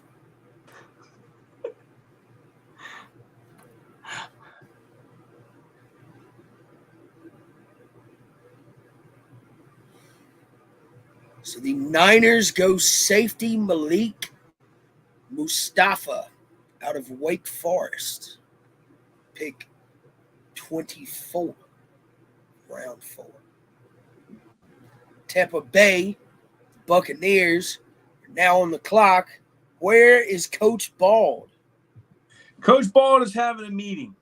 Okay. He's having some issues down there in St. Petersburg. And I told him, dude, find the most powerful person that you can find and tell them to make a phone call. And that's why we have partnered with the CIA. So who is he meeting with? I don't know. He doesn't know. The person he's talking to doesn't even know. So who's he meeting with? A nobody from nowhere, which means they're somebody from somewhere. And they work for somebody. Yeah. So Bumps. shout out They're going to make their to the pick Special here. Intelligence Agency. Thank you for supporting us. And we always will support you because we're Team USA. We're Team CIA. So the Bucks are making their pick with a fan group out of Hamburg, Germany. Wow. So another international. Oh, so these guys are announcing it. They're not actually drafting people from these countries. No, they're announcing, yes. They're just getting people from Germany to watch it. They went to Bucky Irving, running back out of Oregon. Oregon? Oregon. Bucky Irving. Bucky. I like that name, Bucky. So I need to know more about Bucky. I don't know whether I need to text message the coaches from South Carolina yet. I did all the coaches from Georgia, all the coaches from Florida. I haven't even been able to go through all the film. I mean, it is just so many players in the portal, need a place to go. But I will be making my way to South Carolina. Some ballers down there. Oh, yeah. Dude, I haven't gotten one that they've sent me that can't go. I mean, they can go. Now, I don't know if they don't have grades or what the deal is, but, man, they can go. The Jets have traded their pick to the Lions. So the Lions are now on the clock. Who got drafted the pick before? Running back? Before Bucky? They're not going to draft a running back, right? No, I wouldn't think so. Okay, so who do you think the Lions are going to go after? What position? Who do I think the Lions will go after? Let me pull up the Lions here. So they have drafted already today. Or no, not today. Already this weekend.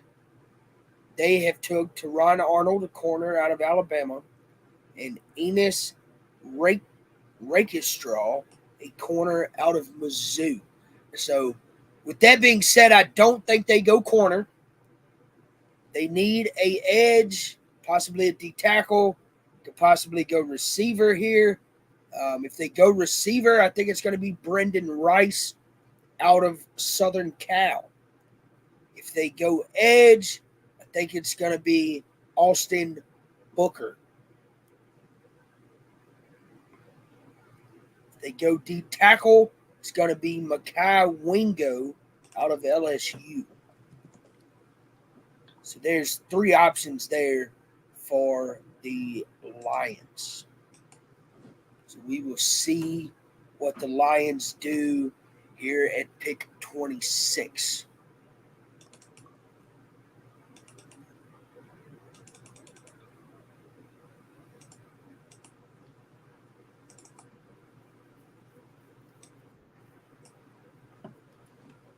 There he is, the man, the myth. Ladies and gentlemen.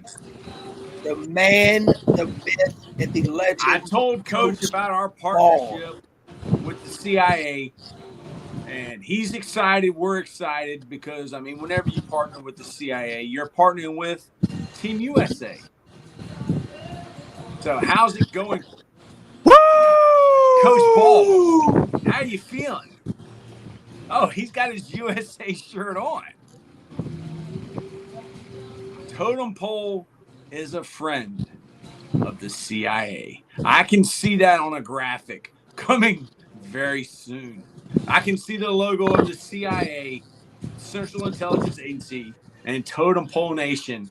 Coach Bald is having a blast. I tell you, when you meet with these guys, they tell you about yourself. I mean, it's amazing. It is amazing. Thank you, Dick Cheney and Donald Rumsfeld, for changing the world forever. We are under constant surveillance, but it is to protect us, okay? And it is to make the NFL great again. They have an objective. So what can you tell us, Coach Bald, about your secret meeting with the somebody from somewhere who's really a nobody from nowhere? All I can say is, run the damn ball, baby. We're going to make pound in the rock. We're going to make the ISO. We're going to make that great again, baby. A guy contacted me and wants to put me in his book that he's writing. A guy that runs the Run the Ball. And he wants to know what my favorite run is. ISO. Well, what side do you want to run it to? My sideline. My sideline. Boom. Boom. Here it comes. We want to run. We want to have a corner having to play force. Yes. Nobody wants to play corner force anymore. So what do? Put him in a closed formation. Bam. Let's go. Coach Matt Pat, or Mr. Matt Pat, said that Dan Quinn runs a nickel defense. And when you use tight ends, your nickel corner has to play corner. Well, nickel corner to me means an inside corner, outside linebacker, a nickel, a strong safety, a walk player. A guy that's got to fit the run and cover the pass. The hardest position in football. Those guys don't want to tackle, do they? Coach hardcore. No, they don't. No, they don't. We want to bring the physicality back to football. I saw something where they're putting these ginormous things on these guys. They're going to allow them to play with that now. Are you kidding me? Dude, our favorite player. Helmets. Our favorite player from Richmond, Virginia, wore one of those in the 1960s. Right? Hey, Mark Kelso, the safety out of Buffalo, back in 1993 was the first one to wear the double helmet. It was a helmet on top of a helmet. Yes. Now they just want to put, they want to take the cover off of it and make it famous again. Mark Kelso, look that guy up. The guy from Annandale.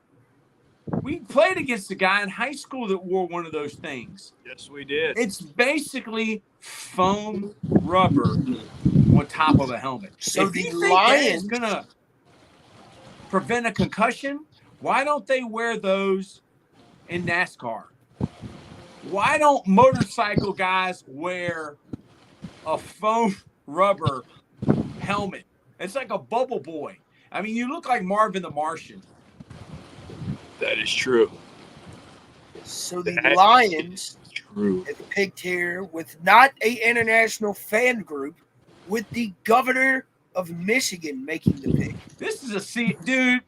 And they go CIA. Shout out to our partners, the CIA.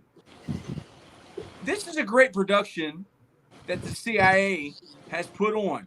I mean, I'm glad we're partnered with them because the amount of propaganda or information to make us think we're hating each other, that there's more hatred in the world today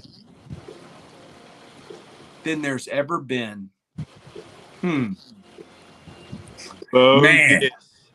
this is there's more hatred in the world today than it's ever been. That's what they're telling us.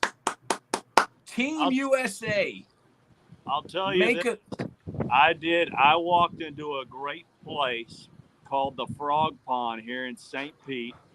There were some nice ladies walking out. I held the door open, and every single one of them smiled, said thank you, and you're such a gentleman. Yes. Wow. Thanks, Mom. Thank you, Mom. It's all your fault. Raise your little boy. As you see the world, you are. That's true. That's true. The Philadelphia Eagles are on the clock. Where is Scotty B at? He had some teeth pulled. He was supposed to hook up with us yesterday. Will Shipley. Yep, Will Shipley back to the Eagles. Will Shipley from Clemson? Yes. Wow. What round did he go in? 4. Dude, why didn't you stay at Clemson? Maybe because Dabo's on the way out. Who knows? Yeah. Right? Dabo's already. I think Dabo is. What's y'all's weather like there, Coach? Typical Virginia weather. I don't know. Kentucky. It's not sunny. It's not cold. Brandon, how's it in Dinwiddie? Brandon, you couldn't join us last night. The word on the street is you were partying like it was 1999 last night. Started Yeah, man. Day drinking sometimes leads to night drinking. What was the Yep, drink of choice? Man, it was a little bit of everything yesterday. Started with good old Busch Light because I'm still, a college student. Then I went to High Noons. Ooh. Then I went to seltzers. Then I went White Claws? Yes, White Claws. Oh boy. I only drunk one. I was with two women, and that's all that was in the fridge. You were with two women? Yes, my fiance and one of her friends, and that's what was cold in the fridge. So, hey, it is what it is. It is what it is. White Claw. What do we say about White Claws, Coach Taylor? I mean, no laws. There ain't no laws. Drinks Night Claws? Hey, no there ain't laws when for you're drinking drinking White Claws. Yeah. Lambo loves Night Claws. He loves them. This he enjoys it. He enjoys a good time with Night Claw this NFL draft too, man. It did a big thing for one of our members. Yeah, our regular here, Matt Pat, who is usually on. He's actually at an AA meeting. That's what his Dallas Cowboys have drawn him to. He's at an AA meeting. He's apparently going to be joining us in the podcast from that AA meeting, man. Poor thing. Them Cowboy fans, boy, they're hitting the bottle hard this weekend. Poor guy. Yeah, who hasn't been to an AA meeting? I mean, sometimes it's court-ordered. Those are not as good as the ones that's self-ordered. But, I mean, AA is for quarters.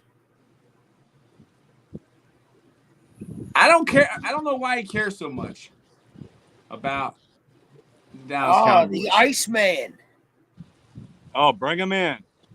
Bring him in. Is he here? Is he in the? He in the was bullpen? in there. I went to add him and he left. Oh man! Oh, join back, Matty Ice. He'll come back. There we right go. There. Yes. What's up, fellas? Happy Saturday. Hey, Mrs. Ice. You got to say to the boys. Hi. Hello. I just got done shining up my butte. She just got out of the shop. Man. Nice. Wow. Got it repainted. That Give thing you guys looks a little look like at her. the DeLorean, man. Look at that. Beautiful. Best part of all, wait till you see the license plate. Look at that license plate. Zoom in on that. That's Matty great. Ice. Matty Ice, baby. Yes. Woo! Of course, got the lion sticker kicking. I got something here that's pretty awesome. And then we the people. Hell yeah. How's that draft going, boys? Good. We just seen Will Shipley out of Clemson go in round 4 to the Eagles. And I feel That's like crazy he lasted that long. If he would have came out the year before, he probably would have went in the 2nd or 3rd round. your Lions took a offensive tackle out of British Columbia. Yeah, I know. I didn't read a lot about that guy. I was pretty impressed. They did their homework. I was bummed out. We missed out on the DN from, where was that kid? Texas Christian, I think. Yeah. I wanted us to grab that guy. Coach Ball got me. I got him a replica plate to hang up in his tiki bar out there. I love it. Let's see if I can turn you guys up. Let me grab my earbuds. I think maybe it'll help me here. Whatever you want, my brother. Thanks Check, for check, joining check, us. check. You're at the Yeah, let me grab some earbuds. Hang on 1 I minute. hear you, Coach. Yeah, man, he's in The Niners headquarters pick there. is in. They take. Who do they take? The Niners take Isaac Guerendo, running back out of Louisville.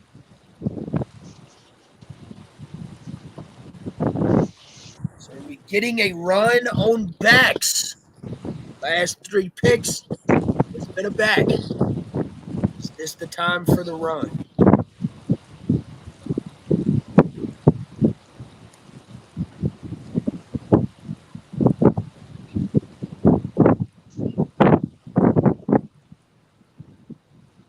Coach Bald, who is Carl Reed Jr.? Carl Reed Jr. The man knows a ton about college football. He's. Are you following him? Because he knows a thing or two about a thing or two. He knows all about the portal. He's an insider, man. He's an insider that you gotta connect with, my brother, because he knows everybody. Yeah. He's been doing this for a long time. He was the guy. He found Verse, the number 1 pick that went to the I believe the LA Rams. He saw him back in like 17 and said, this guy is going to be special. You know what I mean? So he's a guy that's connected, and he needs to be with other connected guys. So right, TJ Tampa to the Ravens pair with Nate Wiggins. Wow, that is a great fit there. What a great talent, man. The only thing I think that dropped him was his 40 time at the combine. You know, There's never been a guy from Lakewood that didn't have some wheels on him. You know, you watch any of his film, nobody went deep on him. Nobody got away from him. He was a wide receiver in high school, went there. They transitioned him. They moved him over to corner because he's such an aggressive guy. He's going to be a stalwart there for many years, man. Ravens hit the lottery with getting him. His draft. Overall pre-draft ranking was a 46. Already picked 130. What does that mean? He's a 46. That's Mel Kiper, the unofficial guru of the draft. Count Chocolate. That really doesn't know a whole lot. Had him at number 46 on his big board. That's all that means. Oh, he was number 46 best player? Yes. And what number did he go? Yeah, watch that film. 130. 130? Yep. 90 spots. If Mel Kiper knew what he was doing, he'd be working for the NFL. Hey, there was a GM one time for the Colts. You know what he said? Who the hell is Mel Kiper? Former mailman.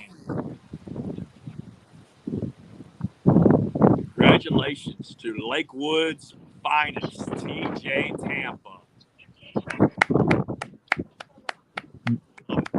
I heard you guys say something about Nate Wiggins. I knew he went later last night. Did he go to Tampa? No, Nate Wiggins went to Baltimore in the first round. Great pick. So we have Nate Wiggins and TJ Tampa now on that defense in Baltimore. We doubled up. Your earbuds, you got a lot of, sounds like you're in a tunnel. Little backfeed there. Let me see if I can adjust them.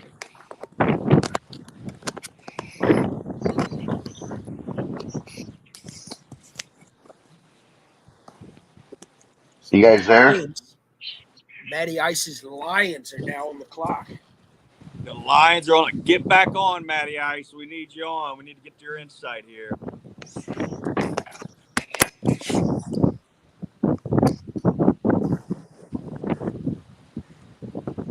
Lions are on the clock. Number 1 in the North. So, is the echo gone? Echo gone? Talk to us, Matt. Is the echo gone? Yeah, you got a little feedback. That's okay. We'll live with it. But the Lions are on the clock, man. What do you want here? What's going on? I wouldn't mind going O lineman or D lineman, stay in the trenches. That's really all we need. Unless there's a hidden gem and wide receiver. I didn't do a lot of homework before I got on, so there's got to be a small school. If I went wide receiver, it'd have to be somebody like 6'3", 6'4", and probably runs like a 4.4, 4.3 that has a big catch radius. We need somebody that has a big catch radius.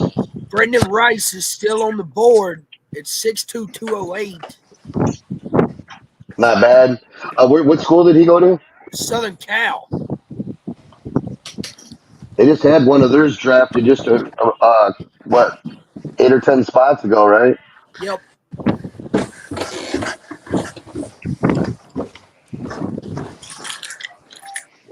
Yeah, I was pretty impressed that they stuck to their guns and drafted the best player available last night. I didn't realize, Love you, Dad. I was worried that we went corner, but that kid they had projected going late first round, beginning of the second round. I just think he was too good to pass up. Oh yeah. We're set in the secondary for a bit. I think he's going to challenge for the outside spot. The kid from Missouri.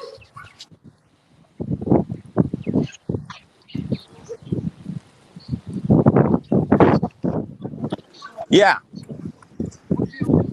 Yeah, 2 corners back to Just for back. Little League. Then Giovanni. Yeah, Iron Bridge. What do you know about him? The defensive tackle from British Columbia. They just is that the guy we just took? Dude, I've never heard of this guy. I never heard of the offensive tackle. Wow. I never heard of the offensive tackle from British Columbia. Yeah, brother. 6'8", 350 pounds. Raw offensive tackle prospect, raw size, long arms, good quickness and size. He didn't play against high-level competition in college level, but he is a powerful one blocker, overwhelms defenders on tape, flashes a strong punch, and a wide frame. Hey, man, their offensive line coach will get them guys dialed up. That's the best part about their head coach, because he knows a little something about blocking. Dan Campbell, if he can't get you fired up and get you dialed in, hey, maybe you're in the wrong sport, right? Maybe you just need to be a bodyguard. I would absolutely run through a brick wall for Dan Campbell. Tell us a story about Dan Campbell. I tell you what, I mean, he gets so motivated that he almost gets tears in his eyes firing up his players. He feels what his players feel. He used to be a player. There's guys that want to come play for us. Amari, the St. Brown yesterday had an interview, and he said that he did not want to come to Detroit. But he said once he got to Detroit and seen how everything came, once Dan Campbell came aboard, he says he believes this was his destiny and destined to stay here. So Dan Campbell, I mean, he changed the whole culture in Detroit. He can fire up anybody, but that's the reason why I think we do really good in the late rounds and with signing the undrafted free agents is because they do such great homework that they grab guys that they think they can coach up. And the time that they get into camp going into fall, they got some guys that start not only being able to coach up, but being able to challenge for starting and playing time. And they're guys that you never heard of. So I think they're very good coaches. And a lot of them are ex-players. Everybody besides the offensive coordinator, I believe, is ex-player. So everybody gets fired up like Dan does because it's like they're going to the game for them. And I'd run through the brick wall, and I don't even know the guy. But he's that type of motivator. Awesome coach. Heck yeah. Detroit's never been a place where people wanted to go there, but he has changed the culture, and he has changed that franchise, man. It's got to be a great to just be a part of it. I know you've been a lifetime Lions fan, and see you guys turn the corner and lead the division, man. I'm fired up for you. And, yeah, I'm excited to see what happens, man. Hendon Hooker, you got him just waiting in the background. Absolutely. I hope they let him. I hope they let him challenge Goff, even if they sign Goff to a decent sized contract. I mean, Goff, great guy, man. Great for the community. The players like him. Great game manager. Smart, decent player.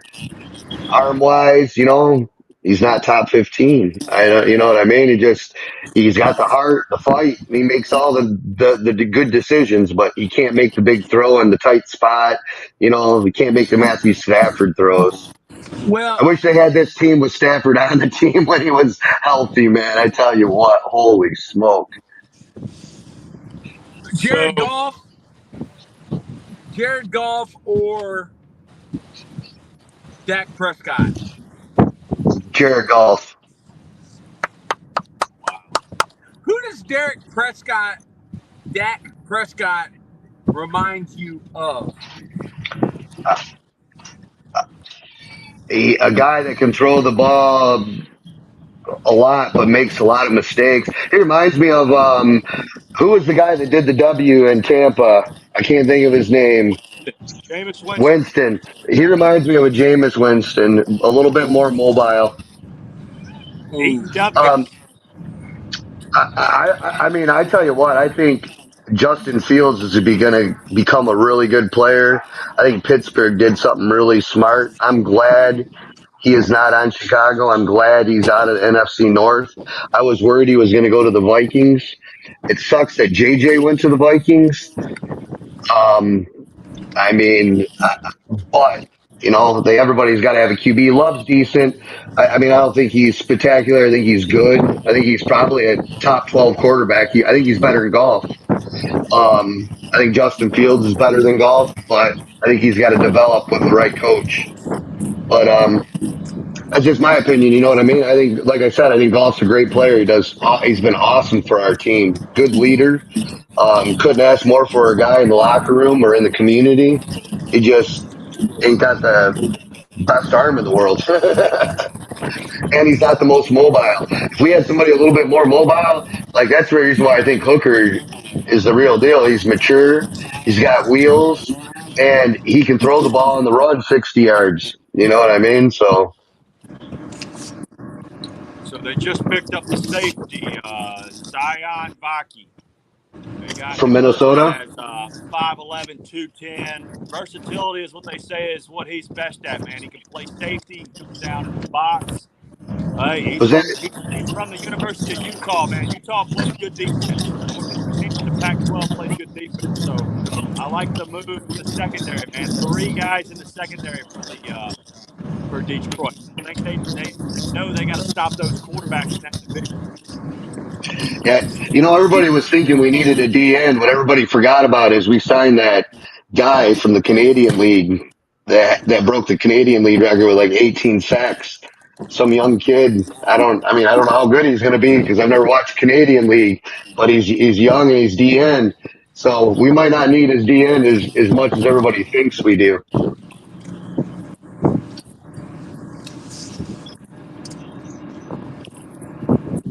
I tell you what, Washington had a good draft yesterday. Yeah. They put together a solid weekend. We were talking about that earlier. Who's had the best weekend? And Arizona has had a really good weekend too.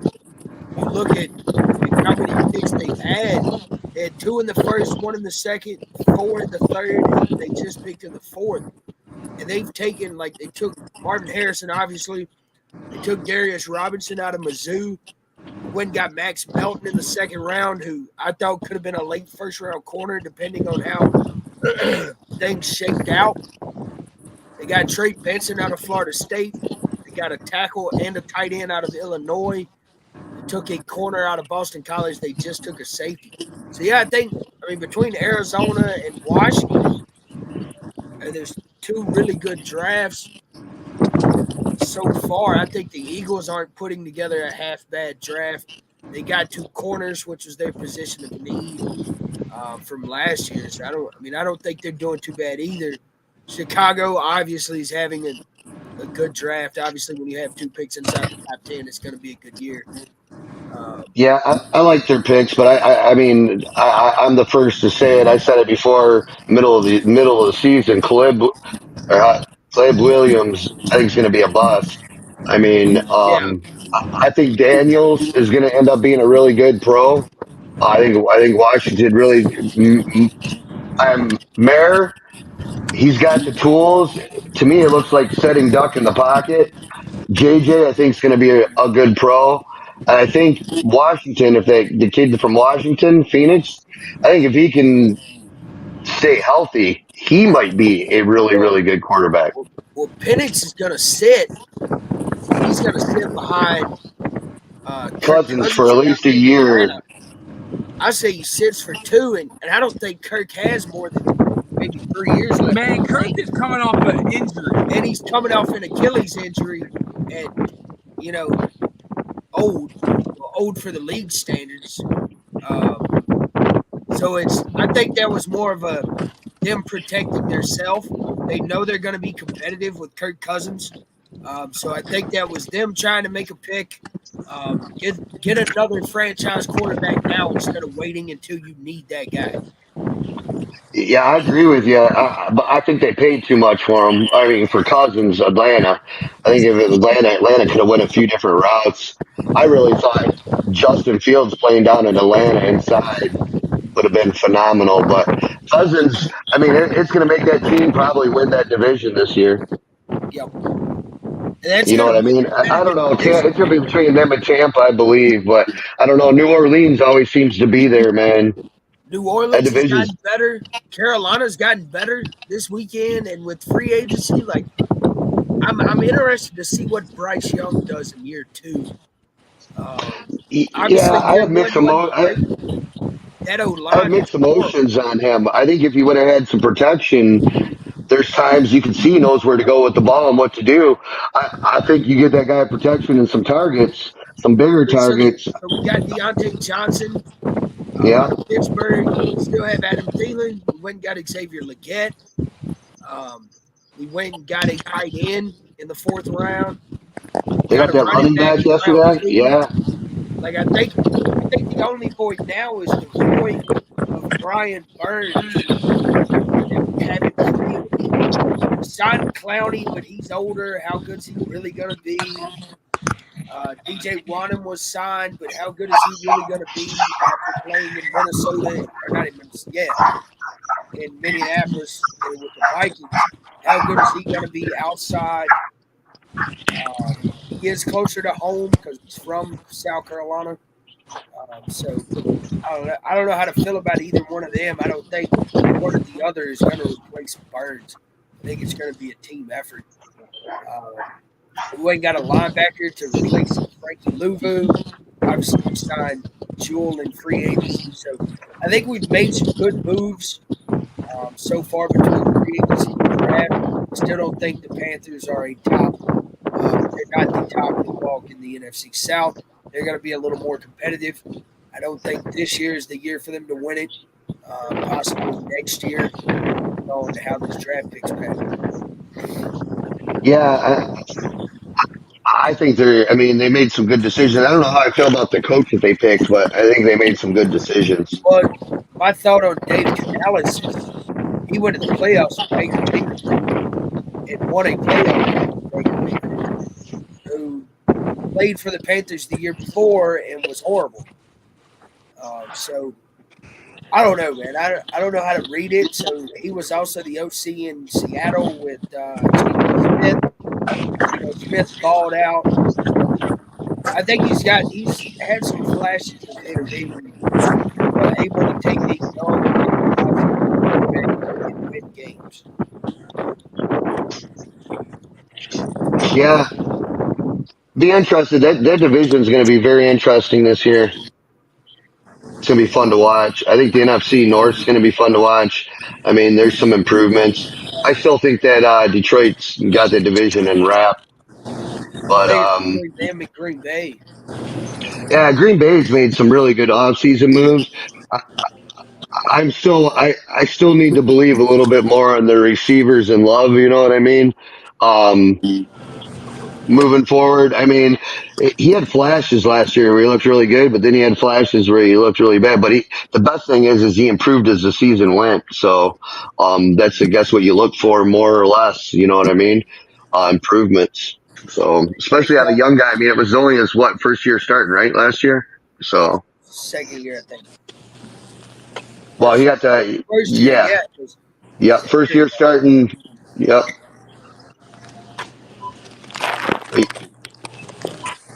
But Washington, I like their coach they picked too. I've always been a big fan of that guy. I didn't think Atlanta should have ever fired him. I thought it was like the worst decision Atlanta ever made. Guy takes you to the Super Bowl the year before, has kind of an off year because your quarterback made a bunch of mistakes and was getting older, and they still got rid of him. Like, what the hell are you doing? That guy changed your franchise. Look, that's the NFL, man. I know. Not for long. They give up on some of the guys too. Like at Carolina, I mean, they gave up on that coach. I didn't think he got a fair shake. He had a rookie quarterback, a really young team. Maybe one more year to that guy, give him one more draft chance. But it is the NFL, and you got to produce. You got to produce to stay. You got to produce to stay. That's the most prolific thing I've heard in a long time. You have to produce to stay. And sometimes even when you don't produce, or when you do produce, you don't stay. No, it's you got to produce on the regular at a high level. Yeah. What have you done for me lately?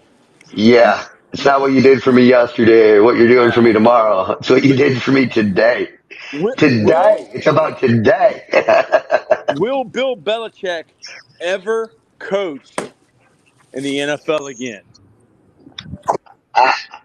I don't know, man. I say yes, but he is a little bit older. I don't know. I mean, I think the NFL is moving to youth. I love the youth movement instead of just recycling. Let some of these young guys have a chance. Yeah. Just like in our government. $20 million, right? He makes $20 million a year. Mike McCarthy makes $7 million. Like he said, not many people want to win. They're gonna make money. It's a business. But to win, it costs money. Just like all those Dallas fans, you ain't going to win shit till you get rid of that coach. And, I mean, you're building around a guy that's a bust, and you know what I mean? You spend too much money on the other guys. Their draft was horrible, too. Cam Newton or Dak Prescott? Who are you taking? Cam Newton. Wow. Especially in his youth. I'd take Superman every day. Is Dak Prescott? Is he a bigger version of Russell Wilson? Just a nice guy type. I mean, at least Russell's won the big game. You know what I mean? I don't think Dak's ever going to win the big game. No, he never will. No, I'm trying to think who you could compare him to. Like you said Jameis Winston, but dude, Jameis Winston, or what about the quarterback that was on the Vikings for those years? Cannot think of his name. Yeah. He might be a smaller Dante Culpepper. Yeah. Dante Culpepper had arm talent. I know. Dak can throw the ball, but if you guys ever notice, his ball goes on an arc too, but not as big as an arc as Jared Goff's. But Matt Pat claims that Dak Prescott has the greatest touchdown to interception percentage of all time. But sometimes not throwing an interception isn't always a good thing because he might take a sack or, dude, the fumble. Great quarterbacks, they gamble. They make throws that they probably shouldn't throw, That's the reason why sometimes when you rate a rookie quarterback, it isn't the fairest thing because he's got great arm talent and he's just trying to win games and he's making throws that he shouldn't be making, but he believes in his arm to make those throws, so they make a lot of mistakes. But I think Dak makes a lot of stupid mistakes. I think they throw the ball with him too much. If they would have stayed with a, thunder lightning run game and then let Dak throw the ball down the field to those fast receivers when needed, they'd be a much better team. Dude, I got somebody. They just popped in my head. And this is obvious that you guys know more than the people that are picking the players.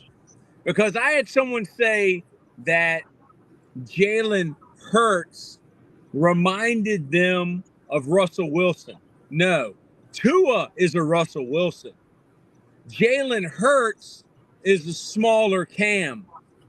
Dak Prescott and Jalen Hurts have a lot of the same qualities. I think that Jalen Hurts may end up being the Dak Prescott of the next generation. What do you think about that, Matty Ice? I think that Prescott's got better. Let me say, Hurts has got a big arm. He just can't control it. He doesn't have accuracy. That's the big problem. He is like Baltimore's quarterback, accuracy wise. They both can throw the ball. They're just not accurate.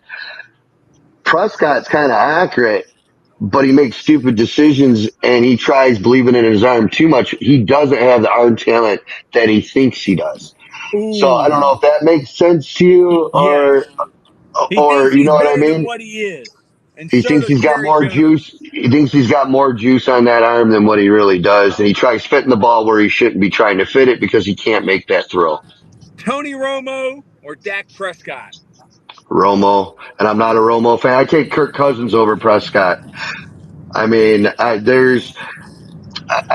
take Prescott over a few guys, but I mean, you just not. I take him over the Cardinals quarterback right now. You know what I mean? That guy's got to prove something to me. I think he's got the talent. He's just got to prove it to me. He's got to stay healthy. I mean, he's an itty bitty little guy, man. Yeah. I mean, they pick him up and they could use him as a book bag. I mean, he's a tiny little guy.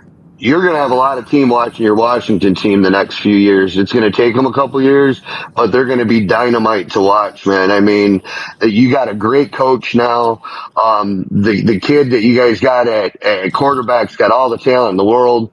I just don't know, smart wise, you know what I mean? I didn't do a lot of reading about him, but athletic wise, that's what you want in these day and age. Somebody can roll out, buy you time, and make the throw.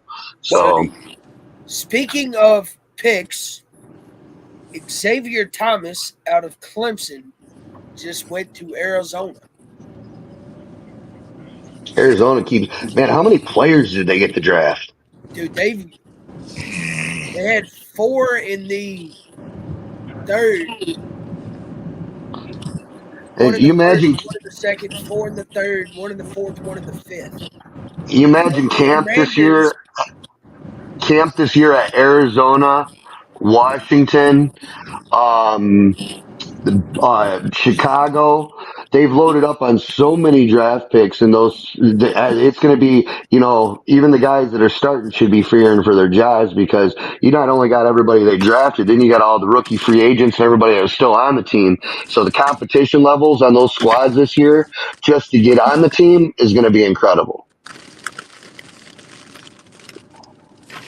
Yeah, that's where Detroit's different this year. Usually, we have a lot of our draft picks make the team, and this year, I don't know if all of our draft picks are going to make the team.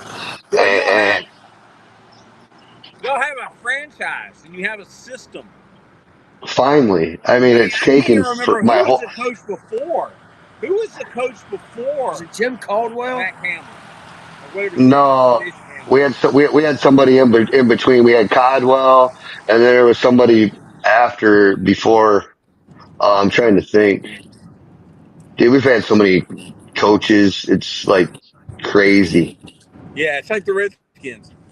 I mean, you can't turn the whole team over. That's the reason why, Carolina, they've had 3 new coaches the last 3 years. I mean, you cannot draft or keep coming up when you bring in a new regime. They want to change the roster. So thank God that Dan Campbell came in. They started building the roster together with the GM. And what's funny about them is all of them are so competitive, man. It's like one of the guys out there, even the GMs like that, and even the Mrs. Ford, what's her name isn't Ford, but Firestone, whatever. But Yeah. from the Ford family, Sheila, she's so into it. She's all pumped up now. They got the old lady out here, like she's all fiery. So it's I don't know. It's fun being part of something. I'm going to be 54 this September, and I mean, has it been It's like been a this my long whole time life? since We Barry made the play. Sanders. We made the playoffs with Barry a few times in the '90s, and it was fun to watch. Washington whipped our ass in that championship game with Yeah. backup quarterback, Yeah. and that was horrible. Yeah. So, I but remember that. yeah, that's my only glory of football was that until these last couple years. Hey, Coach Toms, Yeah. I'm going to give you some advice. All Are you right. ready? Yep. This is almost common sense. If Barry Sanders doesn't want to have a fullback in front of him, don't put a fullback in front of Barry Sanders. No, Because he's going to that would be retire. asinine and dumb. Well, Bobby Ross did it. You remember that? Put a fullback in So front of Barry stupid. Sanders. You run an H back if you need to run an H back. Barry needs to see you. Barry would have been the greatest running back. I mean, some people I think he is, but he would have went down above that. He would have broke all the records. He Anybody? still had so much. He had so much juice left in him. He never took a real big hit. He only took a couple decent hits. I mean, the guy always slithered his way out. No. Dude, He didn't take punishment like other running backs. anybody that doesn't think he's the greatest of all time, I mean, Jim Brown is another era. Jim Brown is another animal. I mean, Oh, Dale he's a Sayers. beast. He's going up against huge men, bouncing off of them or running them over. You plant them in the ground and run them. Put your cleats in their chest. Put your cleats in their chest. Put your cleats in their chest. Barry Sanders, dude. Barry Sanders is the greatest running back of all time and did not even start his senior year. He didn't start until the senior year of high school. He didn't I start know. at Oak State until Thurman Thomas left. And Left look, so sophomore, junior year, bro. He didn't have. look, He had so much. He had so much left on the wheels, look at bro. Barry So much Sanders left and on look the at Tom wheels. Brady. Barry I'm Sanders and telling you. Tom Brady are the GOATs, and they didn't even start I until late know. in their career. What's up, brother? You all right, man? See this guy right here? This guy right here is going to be a beast of a football player. You'll be seeing Hell yeah. you'll be seeing him one day on the draft. Hey man, you got Hell my yeah. Twitter? No. You got Twitter? Yes, sir. Follow me. What's your Twitter? Coach Troy Taylor. What? Yeah. Does your brother play out here or something? No, I have cousins and we're going to their house after this. Oh, you are? Yeah, it's my grandpa's birthday. You look great, man. Dude, I had to take that college job. But hey, I'm going to recruit you one day. Yeah, dude. That kid, see that kid? He's an 8th Yeah. grader. Look at this kid. Oh boy. He's a house. He's That's going to our go be a future. freshman. How much do you That's our squat? future. Hell yeah. He squats 355. Look at him. Are we D linemen? Are we O Just linemen? put him D anywhere. linemen? I could play both. Yeah, he likes it all. He likes to Eat them bang. up on D. Yeah. I prefer D line. Yes, he likes to bang. Yeah. Yeah, man. Punish them. I see you, brother. Punish them. Yeah, that kid, Coach Troy Taylor, everywhere. Yeah, Coach Troy Taylor. Yeah, man, that kid is a great kid, man. He was in Wow. Dinwiddie High School. He's an 8th grader, and I had to leave there as an assistant coach to go to Ed Waters University in Jacksonville. Yeah, And congratulations on that. I'm recruiting. I'm recruiting remotely. I'm finishing up the school year up here, and I recruit off the phone, man. I'm looking for guys in the portal. I'm looking for Yeah. guys. I believe in second chances. If the University of Michigan has anybody that might have gotten into some trouble, hey, I believe in second chances, man. It depends, especially if they're good. Heck yeah, you gotta come from somewhere, right? Get Yeah. somewhere, you gotta come from somewhere to get somewhere. How do you feel? How do you feel about Harbaugh leaving? That's a big loss for Michigan, I man. mean, it hurt. I mean, like it's like losing a brother. You know what I mean? It's like Yeah. you change, win the Natty, and leave. But you know what? The reason why he left is the change of college football, bro. I mean, Yeah.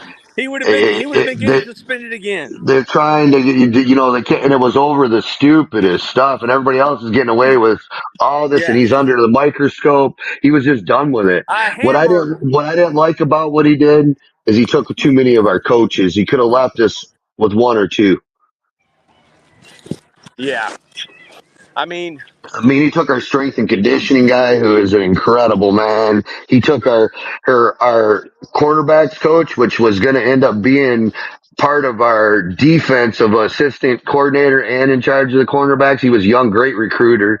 So I mean, we lost. But the hires that he hired back in, the only hire I don't like is Um, the D coordinator because he's old, but they hired an assistant for him. I love his system because it is still the same system that we've been running for the last 3 years. They're all part of the same system on the defense. So yeah. Wilkes or something, or Wilkes that was with the 49ers? no, their D coordinator. I'm trying to think of his name. He was an NFL D coordinator too, but he's an older fella. He is. Yeah, I'm at a but he baseball. came from. Oh yeah, who's playing? It's my son's league. I can't end the stream. There you go. My son's league is playing, but he ain't playing yet. And it's Little League. Awesome. This is not travel ball. This ain't, $500 bats. Yeah. No, This is my son Chase, he played little league, and then we when he got older we tried out for we played on two little league teams, because he was really good. But we never did the travel thing because of my work. But he got on the junior senior team. When you're 13, it's you try out 13 and 15, it's 13 to 15. And our team went undefeated when he played the 2 years, 3 years he played. He could have chased. My son was going to go to college for baseball. He was throwing 72-mile-an-hour fastballs at the age of 12 and 13. wow. So, and he So was how's he doing? left-handed. Is he all right? Is everything good? Yeah, he's good. He just didn't get good grades. He was on the podcast last night with Kyle and them. But Oh, yeah, that's your son? That's your yeah, son? yep. He climbs trees for a living now. Wow, that's So great. He probably yeah, makes a that's lot my more money boy. than me. I don't. He makes decent money for a 29-year-old. You know what I mean? So Yeah. So where not did bad. Brandon Toms go? Wide receiver. No, the kid that you were just talking to, the guy from Denwood. I don't know. All of a sudden he just disappeared. Yeah. He maybe his ex-wife or whatever, his girlfriend's fiance wanted him to get off. What about Coach Ball? Where's Coach Ball at? He didn't say nothing either. He was on that showed his backdrop and he disappeared. Yeah. I muted his mic, man, because the wind is too loud, man. Oh my God! It drives the wind kills me. Yeah. I mean, I can't. because He said I was having feedback. I couldn't hear him because of the wind. yeah, the wind is pretty brutal. What pick are we on now? I don't know. I had it up on my phone up in the corner and it shut off last time I jumped back on. So, and I don't have it on the TV because I was outside screwing around with my car. Brandon Toms said he's at the store and he's watching on Twitter. That's dedication, man. He's watching Hell on Twitter. yeah. He's Where's got Paul Medley? he's probably got to restock his supplies from yesterday. It sounded like he had one hell of a day. He was trash. Paul Medley Uh, is still trash. that's funny. Paul I bet Medley is still, I bet all Dallas fans are still drinking from last night. man. I don't even But know I why did like Dallas fans care. that DN that they took. I think the Lions were going to take them with their pick. Oh, they were? At when they took the corner, I think they were going to take that D end from Western Michigan. He was on high on our draft boards. The kid's going to be. I think Dallas got them one hell of a player. Did they need him there? I don't Yeah. think so. So, but yeah, Coach, I have to jump off here for a minute. I got to get. Me and the wife's supposed to go for a cruise, and I got to take a quick shower. I went right from the gym to working on the car. It's been awesome talking with you boys, Yeah, and brother. I'll try jumping back on in a bit. I'll be on here, man. Love you, brother. Thank you. Yeah, much love, bro. Peace. All right. So I'm the last man standing. What pick are we on?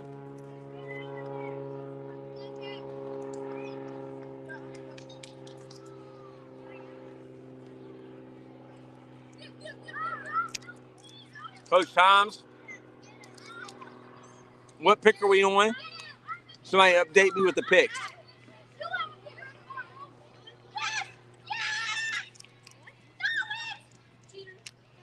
I'm sitting here watching some guys. They look like they're fighting each other. They're little kids.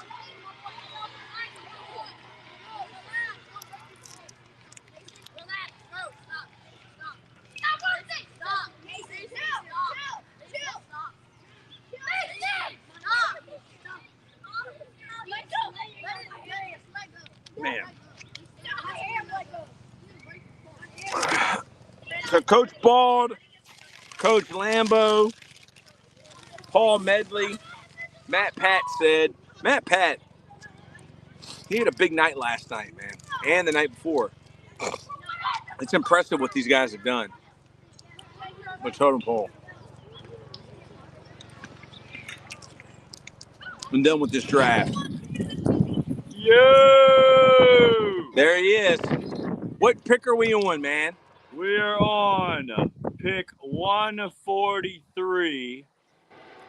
The Colts just selected a gentleman. Now Atlanta is on the clock. Colts just drafted a slot receiver, Raheem Morris, the head coach of the Atlanta Falcons.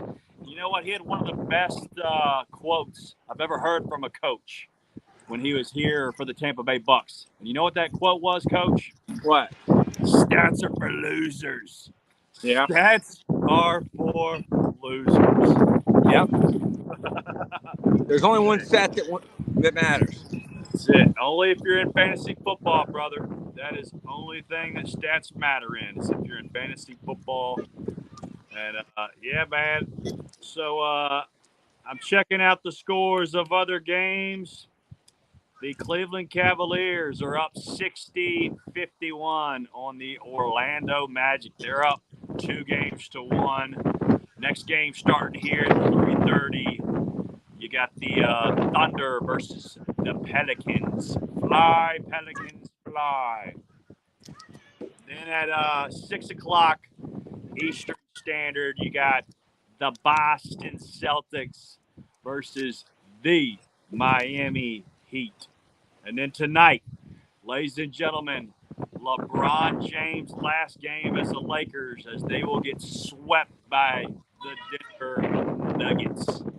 Nuggets in 4. What do you think about GOAT talk and a guy getting swept, but yet being called the GOAT, Coach? You know, every generation has a GOAT. And I was the biggest Michael Jordan fan. But my dad told me he was the GOAT. And I wasn't the biggest Kobe fan. But LeBron James, the expectations that was placed on LeBron James before he entered, even once he was out of high school, he lived up to it. And I mean, I think he can only tarnish his legacy at this point. He can only tarnish it. Like, dude, you've won 4 championships, 5 with the end season. You're an all-time leading scorer. But what do you want to do? Hang around for your sons. Yeah. You want to put your sons on. Like, Deion Sanders, said that his daughter Oh, I saw that, Coach. Wow. was a loser. That was a stupid decision. Well,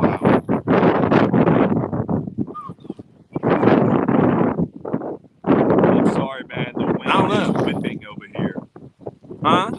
The wind is whipping over here on this side of town. That's all right. What game are you at right now, Coach? I'm waiting for my son's baseball game. Okay.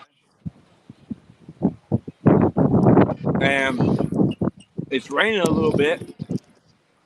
So I got a little gem for you here, Coach. Yeah, give me a gem. All 3 NFL draft picks so far from the Tampa, St. Pete area. Michael Penix Jr. We had Jerzon Newton and TJ Tampa. All played basketball in high school as well as football. Yeah. Dual threat athletes, man. How many guys from Virginia have been selected? That is a great question. Let me do my research here.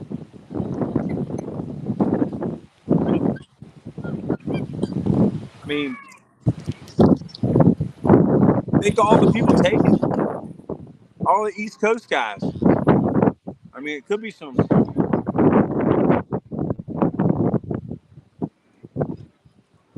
I don't think there's been any. Yeah, I think you're right, Coach. I think you're right. If somebody's watching, can tell me if anybody from Virginia has been drafted. I'm not talking about played college in Virginia, but played high school in Virginia.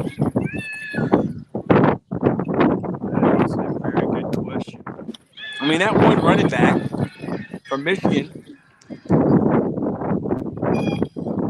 he might have lived in Virginia, but he played high school ball at Damascus.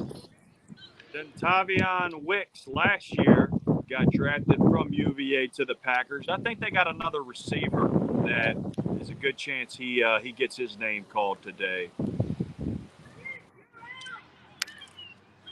UVA? Yes, sir. A little small guy? Got a decent size receiver.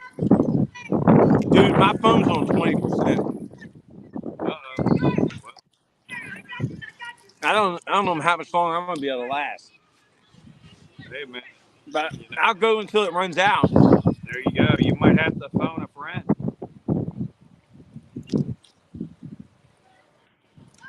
Yeah. Like Paul, Lambo. Dude, I need my fix. I need to get in touch with Crystal Ball Paul. I need a bet of the day. Bet on tequila. It's undefeated.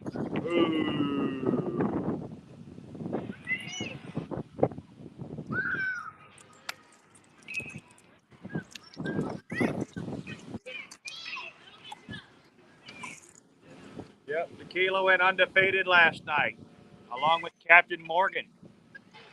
They knocked down half of Totem Pole Nation last night there with Matt Pat. Yeah.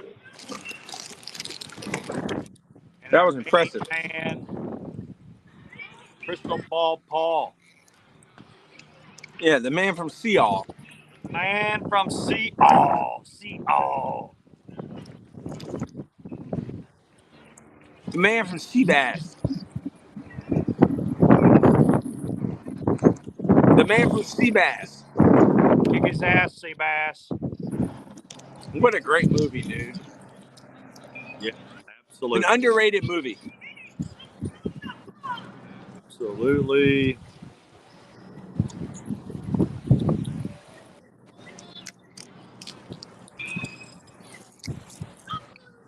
Man, Jim Carrey's the best.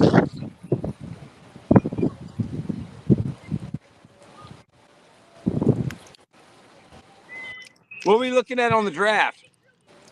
Right now, everything's kind of on commercial. The last pick was K. Abrams Drain, a corner out of Missouri, staying close to home there, going to Denver, going to the Broncos. We had let's see what we got here.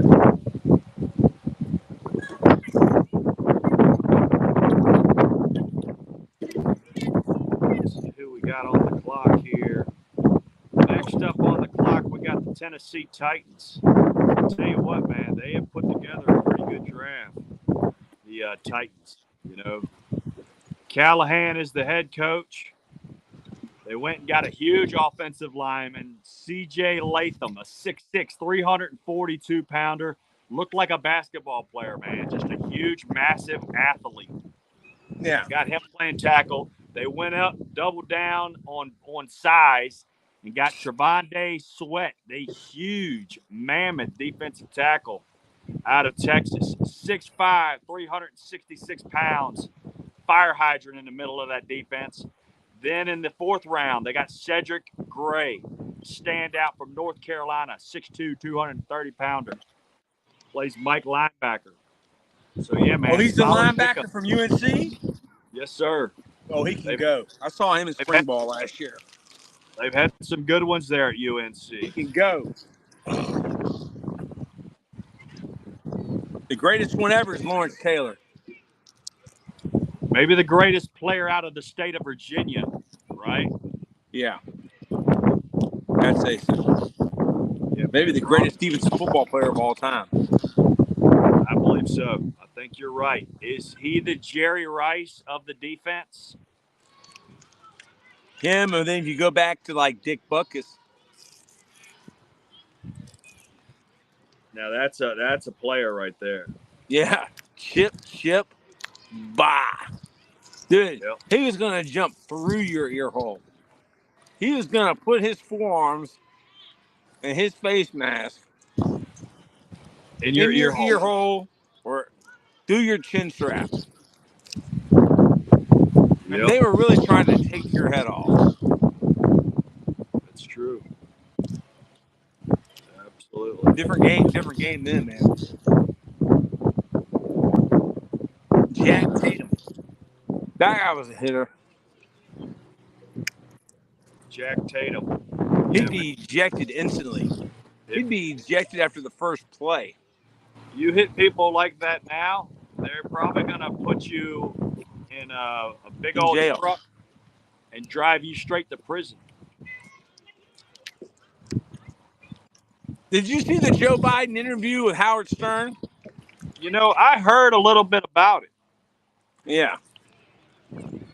I heard a little bit about it. Apparently, he had some suicidal tendencies there. He had some what? Some suicidal tendencies. Yeah. Said he was going to jump off the Delaware Bridge. Yeah. Yeah, I had heard that. Wow. Hey, I can respect a man who can admit vulnerability. You know? Yeah. I don't know why he's going on Howard Stern, but hey, sure. I mean, I remember when Howard was funny. Yeah, what happened with that? He lost those guys that were around him. You know, Jackie and Baba Booey and dude, like, I mean, a guy like Beetlejuice. I mean, that's like having Angry Redskin fan. I mean, they are rare talents. You can't find guys like them everywhere. Yeah. Where is he? I hit Angry Redskin fan up. I tried to get him to come on last night. He didn't hit me back.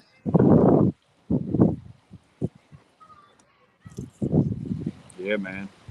Yep. Jarvis Brownlee, the corner. He was a 2023 All-American there in the ACC for Louisville. He had 6 interceptions, 22 breakups, a career high 12 breakups in 2022.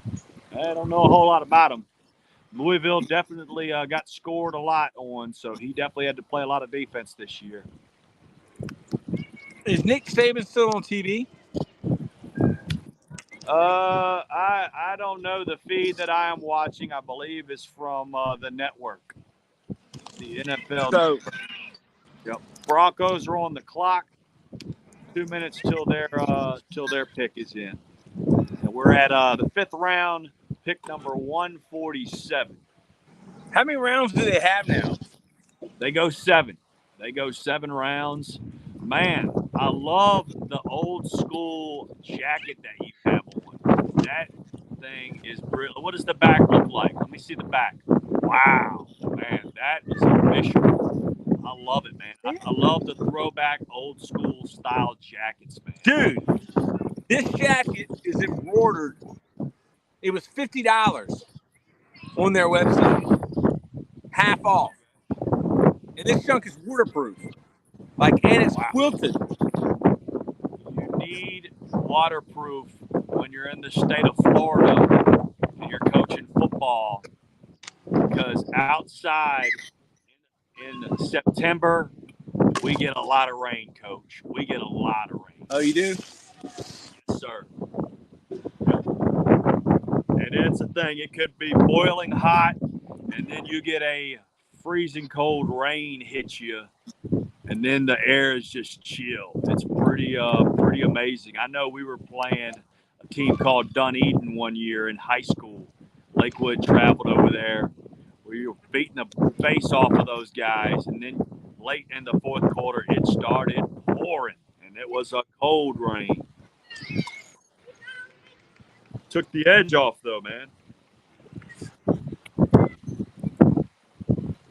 Yep. But, yeah, man, I was checking out. I checked out a little bit of the Eden Tatum. Yeah, you have 1.6 thousand viewers. What a podcast he's got going on. Congratulations, Ian Tatum. He's got that clinic, man. He had that all-day clinic. Yeah, he's killed it. He is killing it. We're proud of you, my brother. Absolutely. Yeah, we're still the low man on the totem pole, man. That's it, man. That's it. I saw Coach McNally is there watching the University of Buffalo as we speak. Yeah. Yeah, he's like a guest coach. Yeah, man. That is awesome. That is awesome. He's up there at the University of Buffalo. Coach, I don't know what you're doing, but it's starting to get weird over here. What's happening? I'm just tucking my shirt in. That's what you want to call it. Looks like you might be tucking a little bit more than shirt there, Coach. Well, Notre Dame running back just went to the Broncos. Wow. A running back 5'11", 238, runs a 4.7. That's a pretty slow running back time for a 40, huh? 4.7. Coach. Where did he come from? Patrick Esteem. Dude, I have no idea. That's a foreign name to me. He's probably related to something. Yeah. Oh, he looks like a freak in the highlights. Without a doubt. What college? Notre Dame. Notre Dame. White Irish. Oh, Notre Dame? Yeah, he is. He's jacked. That guy's jacked. He's jacked. 1,300 rushing yards. 5th most in program history. Yeah, he's jacked. He ran a 4.7? Yep. Ran a 4.7. Explosive, though. Yeah, 29 touchdowns in his career there at Notre Dame. They're building some weapons there for Bo Nix.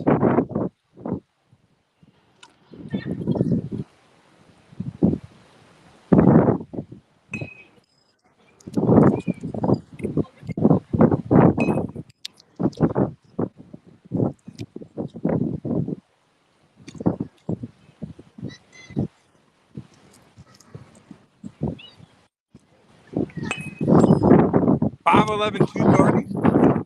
Yeah.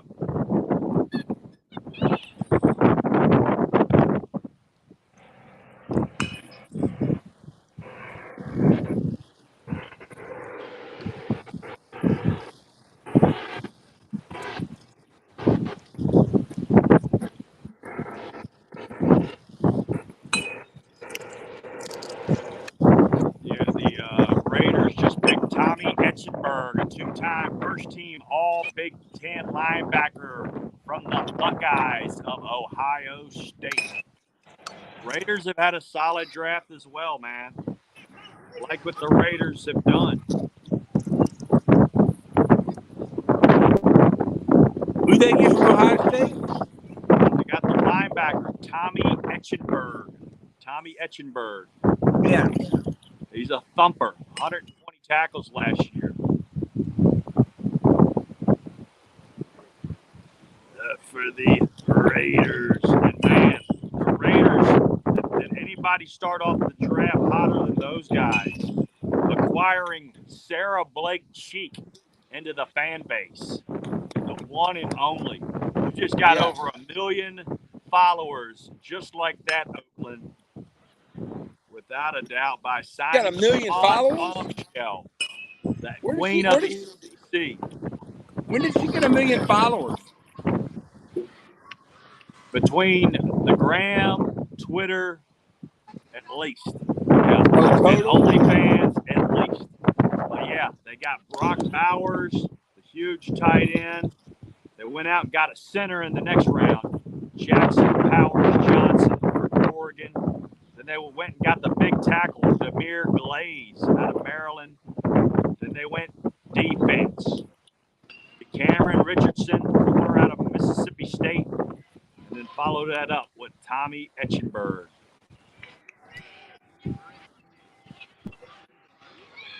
Not your traditional Raiders draft, man. The Orlando Magic are coming back. They're up now 74-70 at home versus the Cleveland Cavaliers. And I got our main man, Brandon Toms, is going to be joining us here in 10 minutes. What park are you at, Coach? I'm at Iron Bridge on the opposite side from where the CBC fields are. There is a rumor has it that one time you guys were wrestling out there in football pads, and there was one legendary Coach Tension that had you guys at the Pee Wee level, had you, Malcolm Hall, Tony Taylor, bear crawl around the field 15 times. Is there any truth to that rumor? I think my brother was the one. Freddie was bear crawling, and I think it was at Bird, but I can't remember. I don't think I ever had a bear crawl like that. The story I got is you guys had to bear crawl around the whole field 15 times because 15? you guys were trying wrestling moves on each other with football gear on. Well, that's safe. That's a safe way to wrestle. I mean, you're protected, man. What would parents do now if you made their kid bear crawl around a football field? I don't know. Probably have you arrested, Coach. You'd probably be talking to some authoritative figures. Yeah. That's the problem. Kids haven't changed. The parents have. Hey. I mean, I'm watching like 6-year-olds play. It's not coach pitch. It's machine pitch. But it's really not a real pitching machine. It's like some type of apparatus that like basically slingshots the ball. Like, wow. And it's going about 60 or 70 miles an hour. I mean, can they turn it up a little bit? Like these guys, they don't even play real baseball. They play with a machine that's really not like a pitching machine. A guy's acting like he's throwing the ball, and then this apparatus slingshots it. Wow. Technology these days, is it helping or hurting these kids? Why don't you just play the game with a pitcher pitching the ball? Like, he might actually learn how to throw strikes. But no one's getting better when you have a machine pitching the ball. Yeah, people don't have time for stuff like that, Coach. I mean, everybody wants it the easy way, you know. Well, we're gonna simulate throwing the ball, and the machine is gonna throw it, and the ball bounces like almost every single time. That's it. Like, how is this thing accurate? Hey, that's a good question. Let me watch this. The ball bounces every single time. Like, what are they going to do? Practice it hitting it off the bounce? Like, yeah. I'm watching this. I'm like, what is going on? Are they doing this in the Dominican Republic? I mean, do they have even organized baseball, or is there just a guy with like a golf ball and he's throwing the golf ball and there's a guy holding a broomstick and he's hitting the broomstick, you know, golf ball combination? Well, I'll tell you what, Coach. If you're using a broomstick and you're hitting a golf ball, you could probably hit a baseball with a baseball bat. Yeah, I think so. You probably get real good, honestly. Yeah, that's why the best players come from those countries. I mean, they find a way, Coach. They don't have all this fancy stuff, man. They don't have all this fancy stuff. They got heart and they got an imagination. Yes. Like, I was listening to some podcast today, and the guy was saying how he has the ability to see holograms. And I'm like, ability to see holograms? He's like, yeah, I can envision in my mind a shape, and that shape can move. And I'm like, okay, so you have an imagination. Like, you can see something in your brain, and you actually think that makes you special just because you've done psilocybin and all types of, like, mind-altering drugs. You've gone on a trip and you haven't came back. No, it's called imagination. It's something you had when you were a kid before they had machine pitch. And it's not even a machine. It's a thing that's just catapulting the ball. I mean, the dude's acting like he's throwing it. He puts his foot down on this lever, and then it slings the ball, catapults the ball. Yeah. Yeah, there's nothing wrong with having an imagination. Like, it doesn't make you special. Man. There you have it. Ladies and gentlemen, Coach Taylor dropping knowledge. Yeah. Here today. But that's huge announcement here. The New Orleans Saints just picked their quarterback of the future, maybe, Spencer Rattler. Boo. Yeah, there he is to save the day, Coach Tom. The man from Gaffney, South Kakalaki. Love it. What a beautiful area. I told you Spencer was going to get drafted, Troy Taylor. You asked me that at the beginning of this live stream almost 3 hours ago. So what you're telling me is that a guy can be QB1 in high school, the #1 quarterback in the country at Pinnacle High School in Arizona, and can end up going in the what round? 5th. The 5th round. So what does that tell you about all these rankings? This guy is ranked. What is the height of Spencer Rattler? What is the actual height? Nothing. I mean, but like I'm saying, like how tall is he in reality? How tall is Spencer? How tall is he really? Not how tall they list him as, but how tall is this kid? He measured 6 foot at Pro Day. Yeah. At Pro Day. 6 foot 211. I mean, y'all's kid is his size.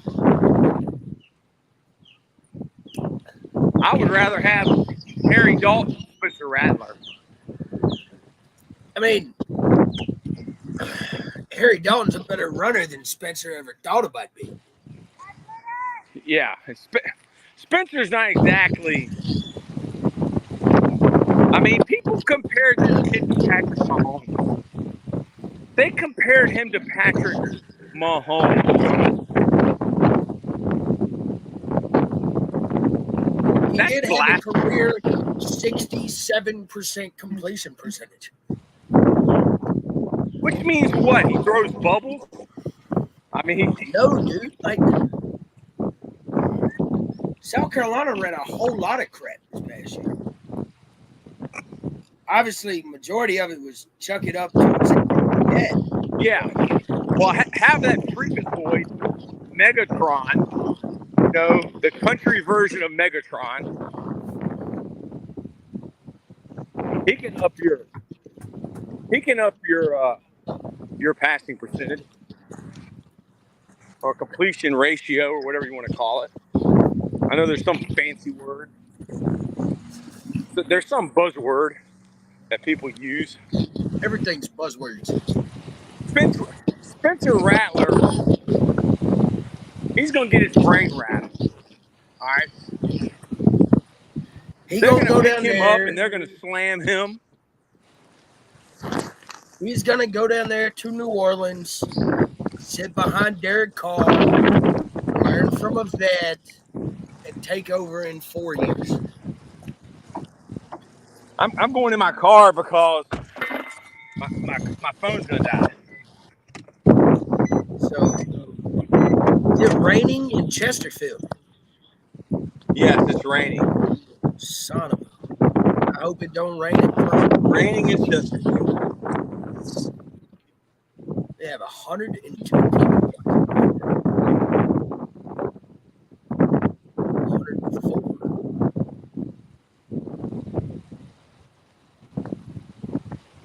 All right, so a little recap. I know Coach Ball was doing some. Y'all stopped at Aldrich yesterday out of Notre Dame. He's got a linebacker, Raiders, Tommy Eckenberg. Josh Newton, corner out of TCU, goes to Cincy. Spencer Rattler obviously goes to New Orleans, like we talked about. And the last pick, as of right now, is Jalen Carlos out of Missouri, safety. And now the Eagles are on the clock. They have taken Quinyon Mitchell and Cooper DeJean, along with Jalix Hunt and Will Shipley. The pick is now in. We're just waiting on the announcement here from Roger Goodell, I'm assuming, or whatever international fan club guy is going to make the pick.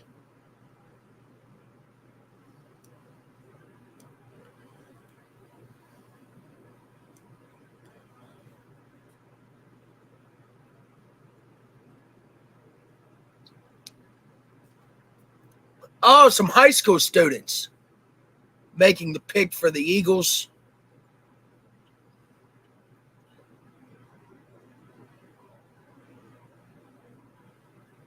That's awesome.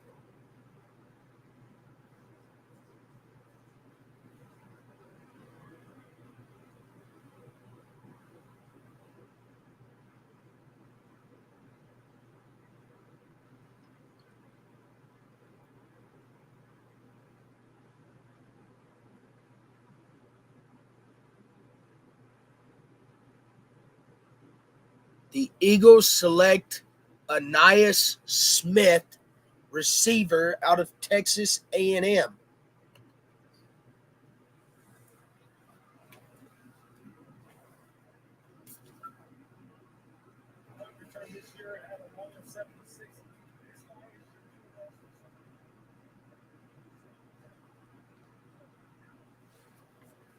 So the Eagles go receiver here in round 5.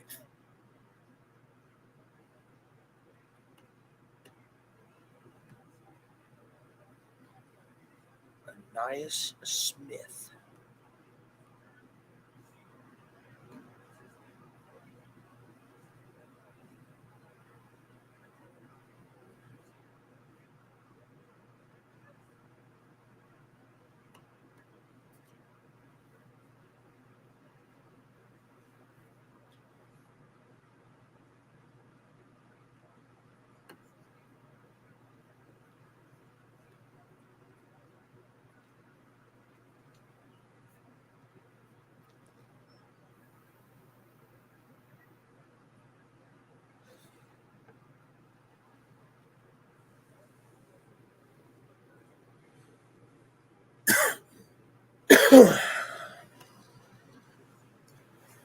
Troy Taylor, I think you're muted.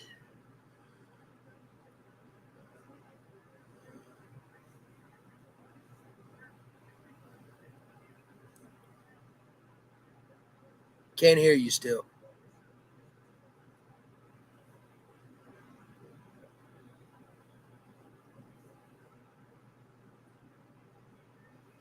Jacksonville Jaguars are on the clock.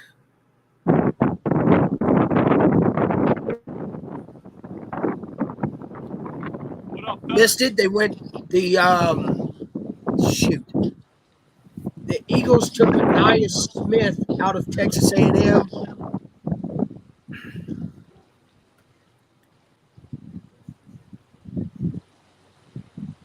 Wow. Jaguars re-signed Josh Allen to a 5-year, $143 million deal.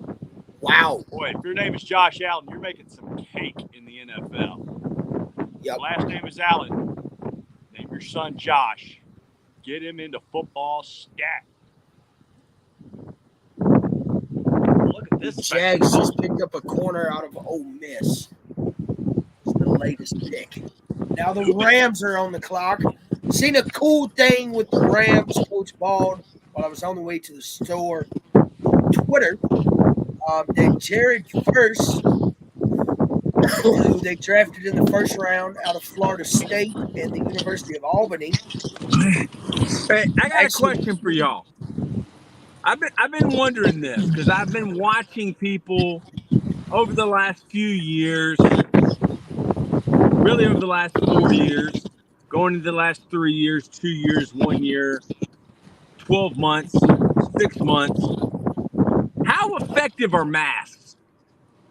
I see people wearing masks, cloth masks, paper masks. How effective are masks? Can I answer this? Yes.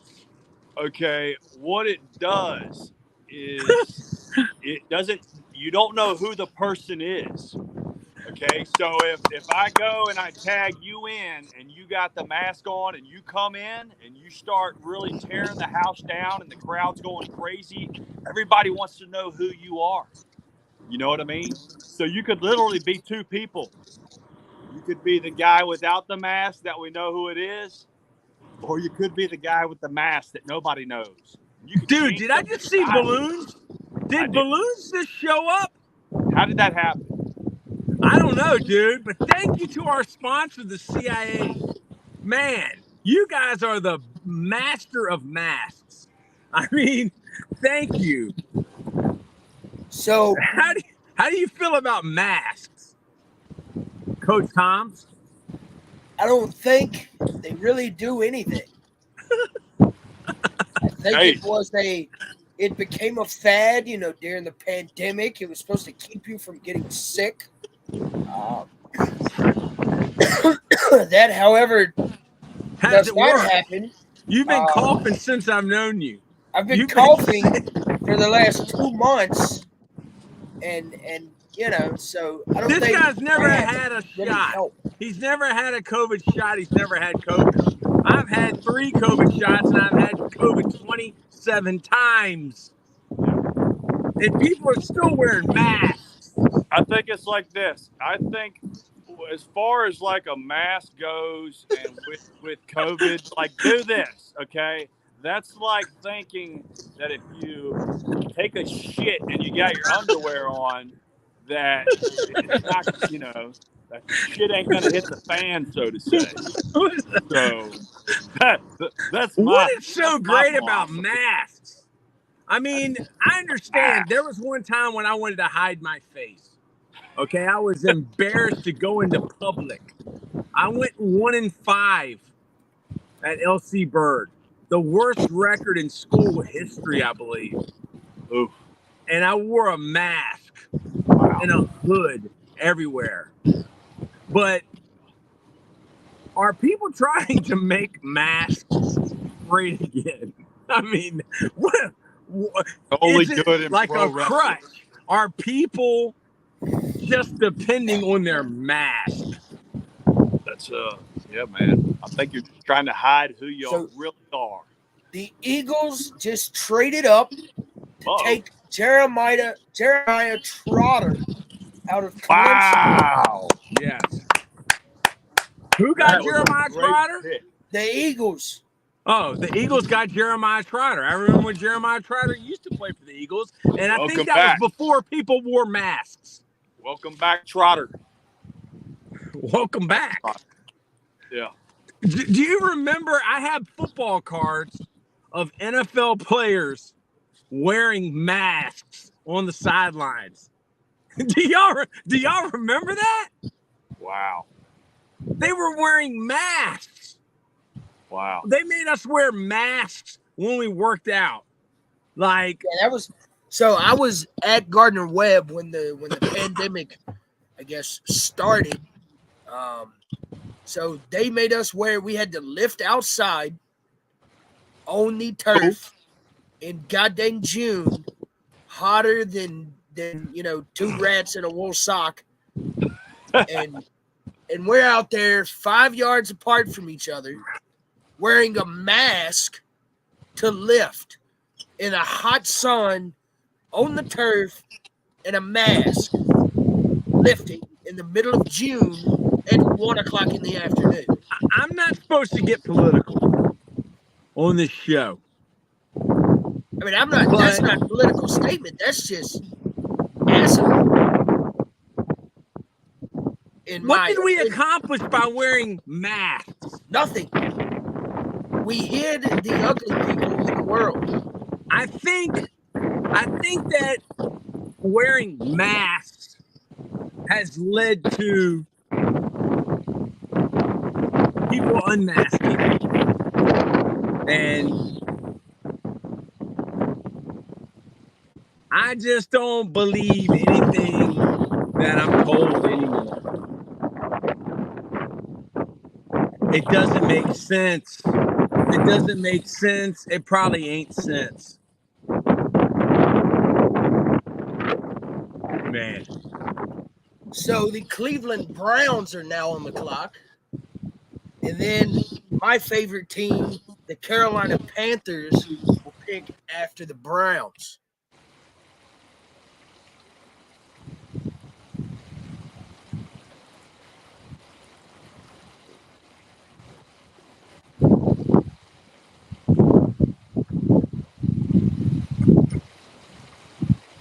The Cleveland Browns.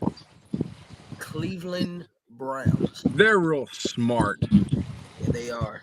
Paying Deshaun $230 million.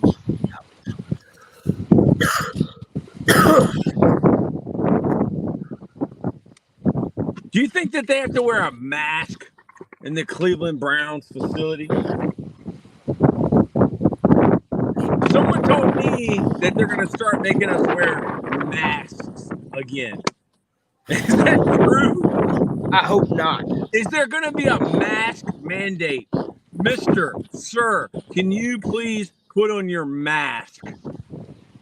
I truly hope not. Was there a mask mandate in Florida? Coach Bald? I believe so. Yeah. I mean, they shut down the beaches here.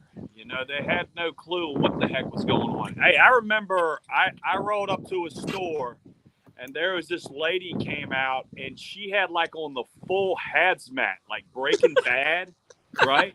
And she's got a grocery. She gets in. I mean, she got like a helmet and stuff. And I'm looking at this lady.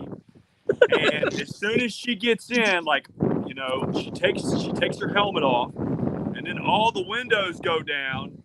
And the next thing you know, man, she pulls out a Cadillac cigarette, fires that thing up, you know. Like, hey, forget heart disease, forget lung cancer. This COVID will not get me, right? Yeah. But, yeah, man, took gloves off. I mean, had the gloves. I mean, full Breaking Bad outfit, man. It was unbelievable. I saw that like the first or second day, and I was just like, holy cow. That reminds me of my friend that wanted to send me Ozempic. And I said, dude, I just ate 4 donuts today. Like, what is the use of taking Ozempic shots when you eat 4 donuts in a day? Yeah. Like, That ain't gonna help you, Buck. What's the use of wearing a mask? Like, where was the CIA when we had mask mandates? Where was the intelligence? Or was there a lack of intelligence? Or are we the unintelligent? Like, I like to ask our partners, our sponsors, about this. Yeah, that's a good question. Are they desensitizing us to people in masks? Do they want masks to become mandated and worn all the time? Not me, Coach. I mean, I'm sorry, man. I just saw someone wearing a mask, okay, in 2024 in a rainstorm. Yeah, but well, that's the thing now. They're wearing when you notice, Coach, now most of the people wearing the mask, they don't look super healthy. You're not seeing a bodybuilder wearing a mask. You're not seeing somebody that looked like they could be your gym instructor, wearing the mask. Well, then I probably need to wear. I probably need to wear a mask. Where can I buy masks? Is there a website? Most people that are wearing masks now, they got a little slit on there where they're eating a hot dog through the mask. Yeah, like, can your friend sell me some masks? The guy that's got the warehouse full of COVID-19. Oh, he could definitely. Well, I need to buy some masks. Like, I feel like I need masks. As many as you need, he's got it. He's got a warehouse full. Let's make masks great again. Coach Tom, this guy, as soon as that happened, dude, he forked over millions in masks and pharmaceuticals. And, now he's got a warehouse full of masks. And gloves? Does he have gloves? Oh, yeah. Does he have hand sanitizer? I'm big into hand sanitizer. Absolutely. Yep. Yeah, man. America. I'll be back in a few, gentlemen. Land of the what? Home of the brave? Land of the free, home of the brave?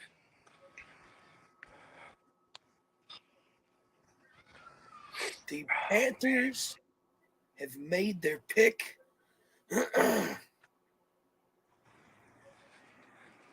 Who will it be?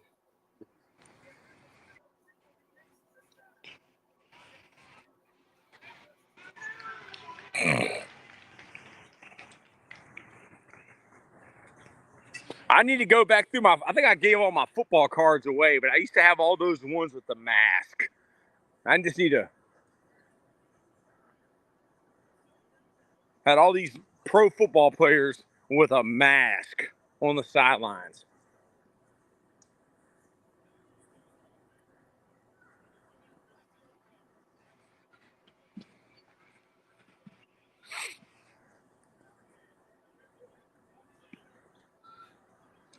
We took Charles Smith Wade, a corner out of Washington State. A corner out of Washington State? Yeah. I don't know. He's 5'9", 184 pounds. Short guy.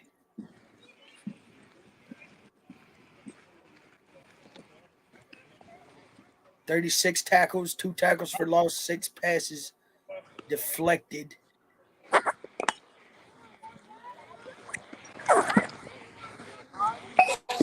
2023.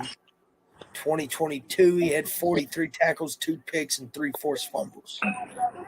All right. Thought we would have went edge. A little upset by that pick, but, I'll take it. We need help everywhere.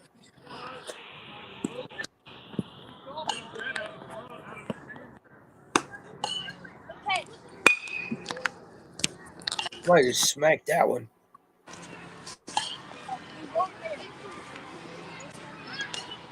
So have we made it to round 6, or are we still in round 5? Still in round 5. So Dolphins, Chiefs, Bills, Redskins, Cardinals, Bills, Colts, Ravens. The next few picks here.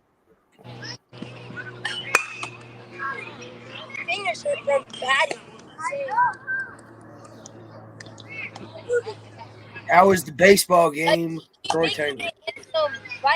It's just getting ready to start, and it's like watching paint dry. That's the best way I can explain it. Yep. Baseball is better with strikes and outs than when people hit the ball and catch it. When those things don't occur, it's not very fun to watch. So the Dolphins just took Mohamed Kamara out of Colorado State. Is that the second Kamara? No, that's from the Colorado kid I was State. earlier. Yeah, Colorado State. Kid. Henry. Jesus, kids. Yeah, like a couple things, just life lessons, you know. If you ever have a son, teach him how to throw a ball. It's the least you can do to make this world a better place. All right. How many Kamaras have been drafted from Colorado State? So somebody said that earlier. I said that earlier, thinking that he was going to go to another team. He has now slid to the back end of round 5. Well, he probably should have been. And he's the receiver? The edge. Oh, he's the defensive end? Yeah, he's that kid's from Jersey. That kid's from Jersey. He's from Newark. How big is he? Oh, yeah. I met him when I went down there. He's from Newark, New Jersey. Yeah, that kid can go. Who got him? Miami. Okay, great. I'm happy, so man. He is 6'1", listed at 6'1", 250. He is. That's what he is. He can bend the crap out of the edge. I like it. Dude, but that's what they all look like. I mean, I spent so much time watching NFL football, and there aren't many Dexter Lawrences. Most of those guys are 6'2", 250, 6'2", 260 pounds. They all look the same, and they all run like tailbacks. Oh, this kid can go for sure. Oh, he can go. Bill Best told me he can go. Bill Best told me that. When I got into his Jeep, I met that kid. And I looked at him, and he looked at me, and it was like I knew him, and he knew me. Because he did. Because I'm a football coach, and he's a football player. And now he's an NFL football player. So they got Chot Robinson and Mohamed Kamara. Did the Dolphins. Go get him, dude. Somebody's got to go get the quarterback, man. Give me another one. Oh, there's Mike Schemes McDaniels in the draft room for the Dolphins. Big plays guy. He's a what? Said big plays guy. Looks pretty on the whiteboard. But it doesn't work.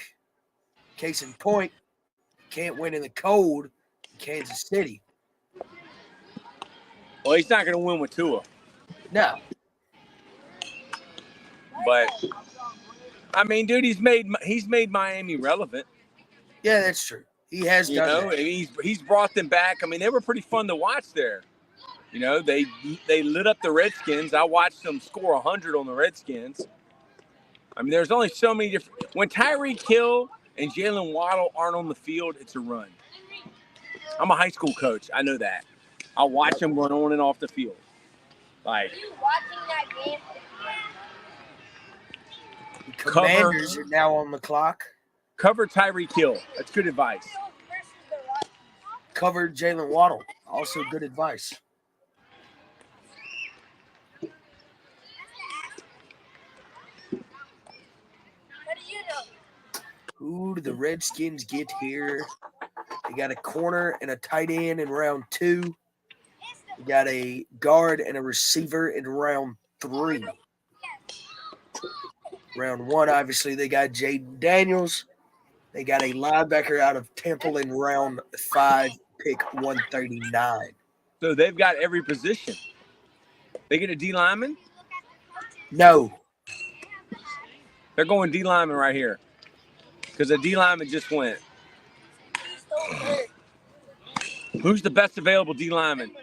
Best available D lineman? It's a D tackle. Mikhail Wingo out of LSU. Ooh, I like those LSU guys. They could go O-line here too, though. You can never have too many. I've never heard a coach say we have too many offensive linemen. You have, if you want to go tackle, you got Kristen Jones out of Texas. And you got Lumia out of Utah. If you want to go guard. Coach Bald. They went safety Dominique Hampton. The Redskins get a safety. I have a special guest in house. Okay, The good. legendary Fidel Sierra. Yeah, what's going on? You've been mad. Man. Are we picking the right ones? Yes. Yes. Hey, best football player ever came out of Cuba, right here. Woo! Yes. Yes, the best. The best. How's everything going? Everything is great. Good, I ran into the nephew of Jerry Briscoe. Oh, yeah, Jerry Briscoe. What a good friend of mine. Yeah, great guy. And that kid was so happy when I showed him a video of you and Coach Bald and his uncle, I bet, yeah. Jerry Briscoe. Huh. Yeah. This kid would be great in the business, man. He's got it in his blood. Well, he's a nasty football player. Oh, is he? That's good. That is good. Oklahoma boy. Yes. Yeah. Wow. What up? I was going to tell you something, and Cal just threw me on there before I could say anything. But so I said everything's going good, right? Everything. The wrestling drafts last night, WWE. They had their draft last night.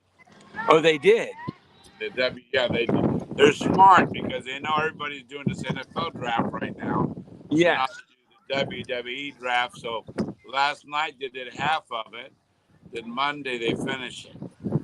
Guys get transferred from SmackDown to Raw to SmackDown. It's interesting because you got to change your rosters around in the pro wrestling business. Yeah. But I mean, is that The Rock? Is that The Rock's idea, or is that Triple H? They've been doing it for a while, I think. Yeah, they've been doing it for a while, but I think it's just a tradition that you need to keep going. I think it draws a lot of interest. Me, I've been in the business for over 40 years, and I tune into every type of wrestling. I love independent wrestling. So I tune into everything. So for me, I think it's great to draw attention to their business to SmackDown, and then it's great to draw attention to Raw. And then they have all these special legends pulling out. This guy's being transferred from SmackDown to Raw. This guy's being from Raw to SmackDown. But who do you think so? Bad about WWE? Those people are just negative people. It's not under Vince McMahon anymore. It's under somebody else. So, interesting. McMahon, I have nothing against. I'm just like in neutral on that because I don't know anything that really, really happened. Yeah. So you're talking about the WWE draft. Yeah. So in college, I played against a guy that is now got drafted to Raw last night in the second round. What's his name? Braun Breaker. Yeah, great guy. His father, I had many battles with his father. I played against. He was a fullback at Kennesaw State. And I was at Gardner Webb, so I played against him in college. It's cool to see him go. He got pulled up, obviously, from NXT to SmackDown. He had that run with Baron Corbin there as the tag team champs. I think he's 2-0 on SmackDown right now, and then obviously got transferred to Raw. So it's but exciting. that's good. Hey, man, you know what? Many feuds with his father and his uncle. And it was great, and I'm glad to see him, a third generation or second generation wrestler, you know, going and doing what their dad and uncle did, and moving himself up. Every time I see him, he's got incredible matches. He's a fantastic athlete. Yes. And then, you know, I wanted to say this. I heard you had my good friend Dave Pincer on here the other day. Yeah, Coach Ball did. Coach Ball did, yeah. Yes, he did. He had Dave on. Let me tell you, Dave is very, very knowledgeable through all the years watching, you know, helping out with WCW. He wrote a book, and, you know, he has so many, it's like me, I got so many stories I'm working on my own, but yes, he's, you know, he's had somebody that's done the, you know, he started so many years ago. He's always been a very first up class guy with me. And now his books come out. Everybody needs to read it because he's got every story of every match he's ever seen that was important or not important. And, yeah, so I suggest for everyone to get his book. We got Go Caps on here. He says, why are y'all outside? I'm outside because I'm stupid. All right. I'm at a baseball game and it's raining. The Cuban assassin is outside because he's in paradise. Yeah. I'm at Coach Ball's Institute. He's at where the magic happens. Listen to this. Watch this. Whoa! Oh, there it is. See, man, the president of Cuba is turning right now, saying, "Yes, how could you do that to us?" Yes, being your Cuban assassin. But is Hampton good? Hampton, you're talking about Hampton University or the Hampton Crabbers? No, I think he's talking about the safety that just got picked by who was it here? Hold on. Let me go back here. Dominique Hampton out of Washington went to the Redskins or the Commanders. That's who he's talking about. And what's your opinion on Hampton? I don't watch a lot of Pac-12 football. I did see him play obviously in the national title game, but I don't know. I think he's a good big round 5. I don't think he's gonna become a all pro or anything, but definitely be serviceable. Probably play some special teams. He's got decent size at 6'2", 215. He does like to play in the box, so he could possibly be, that extra linebacker in nickel or something like that, where he could come down and play inside the box. But he covers well on the back end. A good break on the ball. I think he's going to be good, but I don't know how good he's going to be, obviously being a 5th-round selection. Go Cap says, Bald's win is too loud. Well, that's just part of being at Paradise. Coach Bald Institute. Yeah, listen, you know what? I heard that, I'm not trying to interfere with nothing, what's going on. I heard Minnesota pick some good guys. Yeah, Minnesota's had a good draft. Coach Toms, you want to run through who Minnesota got? Yeah, man. Give me just a second, get it pulled up. My partner, that's his team. I'm still a good old Buccaneers fan, but my partner, Ricky Santana, he's a Minnesota Vikings fan. So the Vikings got J.J. McCarthy in round 1. They also got Dallas Turner out of Alabama, an edge rusher that I think is going to be a freak at pick 17. And they just took Kyrie Jackson, a corner out of Oregon, in round 4. Wow. So they've had a decent draft. They've shored up some needs. I definitely think the edge pick is fantastic for them. They lost Danielle Hunter and they lost DJ Wanham. So you got to replace those two guys. So I think the Dallas Turner pick is a fantastic move. They obviously gave up some draft capital to get back to the first round, but I think it was the right fit for them. Okay, let me give you all this scoop. On May 3rd, I'm going to give you in Ocala, Florida, at the Boys and Girls Club, Fidel Sierra, the Cuban assassin, will be managing the new generation of Fidel Sierra, Romeo, at the Boys and Girls Club in Ocala, which will be one great show, all Caribbean wrestling. Always great. That's the draft for next Friday. And who is he gonna maul? Who is he going against? Who's he gonna take on? Do you even know yet? Yeah, they right now they're working on the card because the last time we were in Ocala was 5 weeks ago, and it was great, and he did great. But this guy is Romeo. I can tell you because I'm like the old timer, old school guy. But I can tell you this guy Romeo has the ability that he should be a ready WWE, AEW for sure. Wow. Because he's got this kid is like he's 31 or 32 and he's got such knowledge of this business. And then with me in the court now, I'm trading off. I need somebody good to represent Cuba the way I did all my years. Does he have charisma? Does he have charisma? Does he have charisma? Plenty of charisma, plenty of when he lets things out, he does a great video clips from Cuba, all these old cars and all that. When I get it, I'll send it to Coach Bald, and Coach Bald will put it on to you.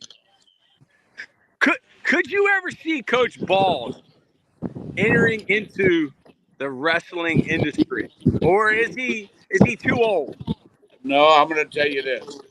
We did an interview one time. It was me and Vicky Santana with Coach Bald in a suit because we were going to have him walk us, but that show got canceled. We were definitely going to have him part of our deal because we were having a tag match and just as our bodyguard because he's built good. He's like Big Boss Man. Pro wrestling and I think it would have been great. Will it happen down the road? God only knows, but I would always push if he could be in my corner. Man, it's like the Big Boss Man when he was in NWA. Like, you know what? For Coach Bald to me in my corner would be like Tom Brady coming back to the Bucs, okay? Man, I'm telling you, that would be something. That would be something. But I'm looking forward to seeing Romeo. Coach Bald to get this gun off my. So, Coach Bald is pointing a gun at me right now, saying if I don't talk good about it. I'm kidding. I love you guys. We love you too, brother. We love you too, brother. Hey, real quick, if I could, this is perfect time. Because I would like to call somebody out, man. I would like to call out the Jacksonville Jaguars, man. Shad Khan, Tony Khan, all right? Right there in Duval. Right there where you're balling in Duval. Yeah. Look, you guys, y'all could use a legend, all right?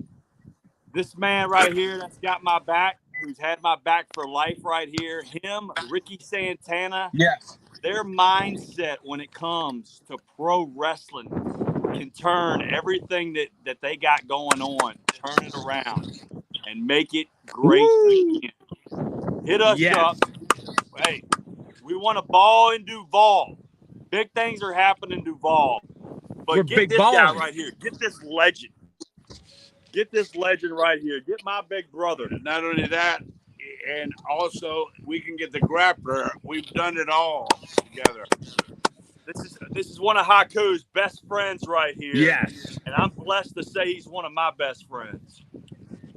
And it's great. It's great. He's the best. I'm the best. We put each other over like crazy. You put each other over. Hey, legends never die. No. Never No.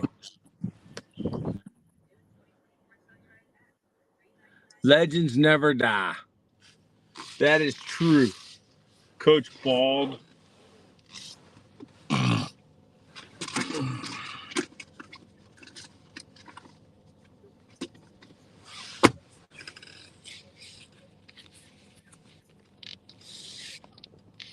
Wow. Wow. Legends never die. Yes. Ball and Duval. The Thrill and Rock Hill.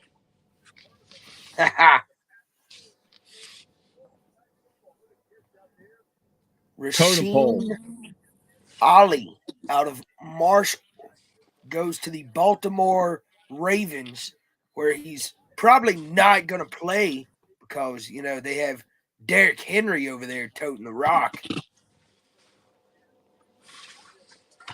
Kid from Marshall, tailback? Marshall's tailback to the Ravens, sit behind Derrick Henry. You're reading over there, Coach Taylor. I got this book. All right. The name of this book is The Stone Speaks. Okay. The Stone Speaks. Maud Oakes. The memoir of a personal transformation. This woman right here, this book is hard to find. I got it somehow on eBay. This woman studied the stone that Carl Jung carved. He was an amateur mason. And in this stone, the professor, Carl Jung, basically told everything that he had learned in his life. It's like the totem pole. The totem pole told a story. The totem pole was art. The totem pole was the unconscious becoming conscious. And this is what this book's about. The low man on the totem pole and what he made himself into because he knew himself. Just like you, Coach Toms. A year ago, we didn't even know each other, did we? Nope. When was the first time you met me or heard about me? When we scrimmaged y'all. Yep, in 22. Yep, that was the. But man. I really didn't talk to you. I just, Yeah. Oh, it's Bird's head coach. I didn't really. Yeah, you were new. You were new. Much. But then I guess the real, when we started talking it's that day you came to visit Dinwiddie. Yeah. With Coach Mills. Yeah, you were sitting in the office, the special ed office. I was sitting in my cubby, yep. trying to look like I was working, but not really working. Yes, and Coach wanted to talk to you about the account and how y'all were in debt. Yep. So that was, I guess, the moment that the friendship started. Yes. Yes. The love that we share for the game of football. And then the live streams of the bowl games of the Totem Pole Bowl. The Barstool Sports Bowl with Dave Portnoy and all of his terrible sayings. And then we went to Nashville. And then we went to Nashville. I think we went to Nashville before, didn't we? No, that was after. Wow. Then I slept on a bench for 3 days at the AFCA convention. That was impressive. And then that's when you met Lambo. Yep, that's when I met Lambo. And then one thing led to another, and I have obviously talk about football, but now doing the first or last podcast with Matt Pat, Saturday evenings and Sunday afternoons. So it's snowballed. From it started with the live streams and hopping on for 10, 15 minutes to now having, I guess, almost 4 hours. My own show. Yeah. You're on here for 4 hours now. Yep. I was on here 4 hours round one. Yes, you were. And so, you did an excellent job. It has been a fun weekend. I don't have too much longer on today. I have to get ready to go to that prom. I'm not too excited about that. How much longer do we have? How much longer do we have? We are still in round 5. And we got to go to 7? Yeah, there's 2 more rounds. I will probably start getting ready in the next hour or so. Yeah. Hour and a half. So I'll make it as long as I can. Yeah, well, I'm gonna go. I'm gonna go until my phone dies. Yep. I've got 11%, and when it's 11% and it goes to 0, I guess this is gonna end. So whenever my phone dies, you just end it, because I'm gonna go down here and see the rest of this game. All right. I'll finish round 5 or whatever round we're in here. Yeah. So Jacksonville is now picking. So the rest of round 5 looks like, let's see here. Jacksonville, Buffalo, Green Bay, New Orleans, the Eagles back-to-back, the Jets, the Cowgirls, the Saints, and the Jets will end round 5. The Jaguars just took Keelan Robinson, a running back out of Texas. So that is now 3 straight running backs off the board here at the end of round 5. Has there been anybody taken from Virginia?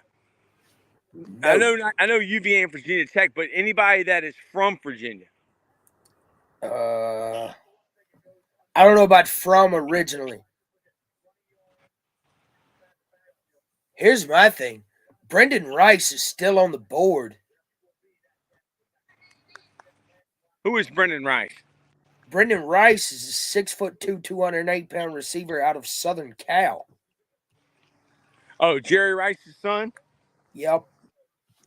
And he left early. Yep. Well, I'm going to tell you where he's going to get drafted. The 49ers. Or if he don't get drafted by the 49ers, he's signing a free agent deal. So, didn't he leave early? When did he run the 40 in? That's what I'm trying to see here.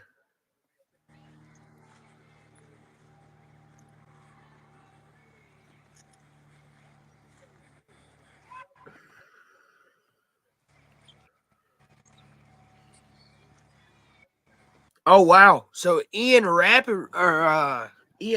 just reported that Brendan Rice has boarded a flight this morning to Dallas to be a pallbearer and give the obituary speech at his best friend Keith Miller's funeral. Miller passed away 2 weeks ago. He will be answering the call whenever it comes from the funeral. So, tough day for him, obviously, at his best friend's funeral. but he will get drafted today. He ran 4.5 40. So not per se really fast by any means, but can still ball. It's 6'2", 210. Could go to the Bills here. I mean, the Bills need a receiver. I mean, his dad ran a 4.7.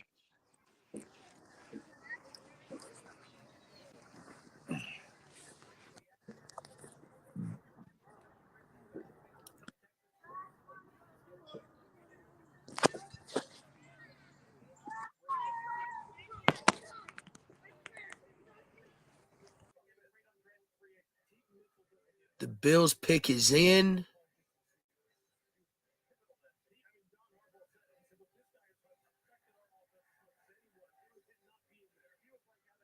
The Bills have taken Javon Solomon out of Troy University. So the Troy University edge is going to Buffalo.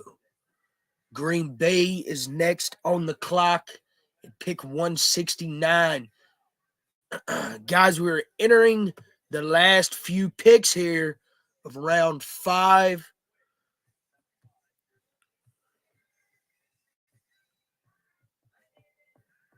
There are 8 picks left in round 5. So we're getting down to the end. This is normally when you will see a punter drafted, possibly a kicker. We're getting to that stage of the draft where you see some interesting moves by some of these teams. Green Bay's pick is in. I'm waiting for it to be announced.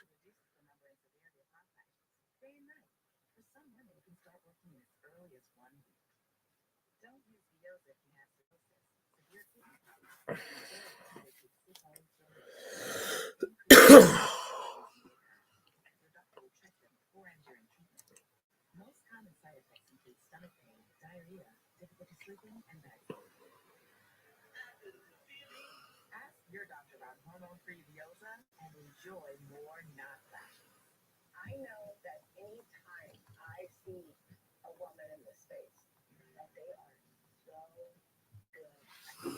Women, particularly Black women, are met with challenges and discrimination, which is why people like you and I are so important in the business because we have the visibility that we have. Let's see, what did the Packers do here? Pick is already in. They have taken. Who will it be?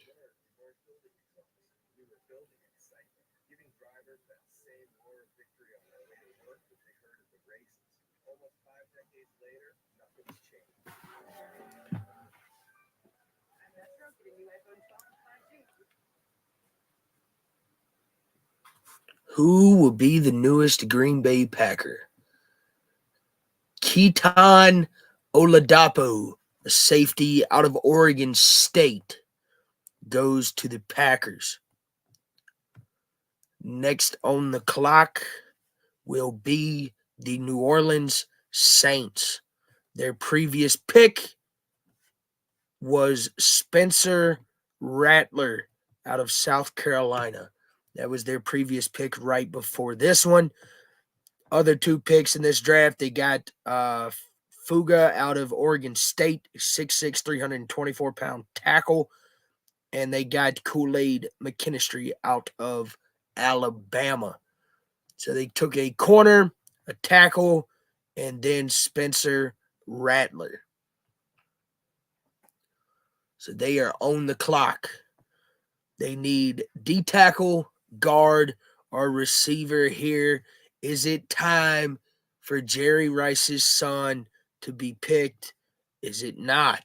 Do they go Mekhi Wingo out of LSU? Also could be a solid pick here. Also, you have a guard that could be picked here that is showing up as the 6th best available pick.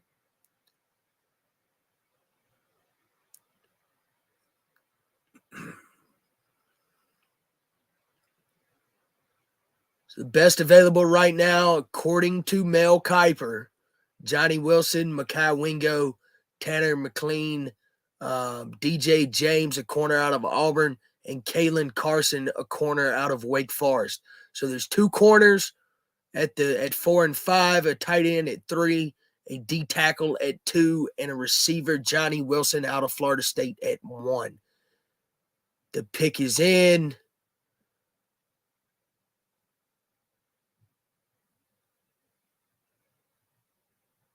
Who did the Saints take here? I think they went D tackle. They did not. They went Bub Means out of Pitt, out of the University of Pittsburgh. So they go up, or they come in and get a receiver late here in round 5. So our next 2 picks are the Eagles and the Eagles. So at 36 and 37, scratch that. It looks like the Eagles have traded the 36th pick of round 5 to the Jets. So the Jets now have 36, 38, and 41 to close out this round here.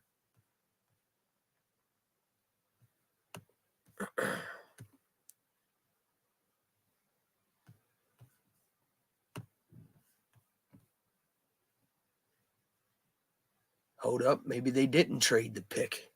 I might have jumped the gun here.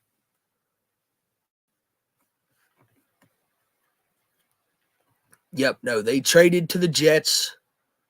Don't know what they got in the trade, but the Jets are now on the clock, and the pick will be in about 5 seconds, because when teams do that, they already know who they want to get, and they think he's going to be gone before their pick.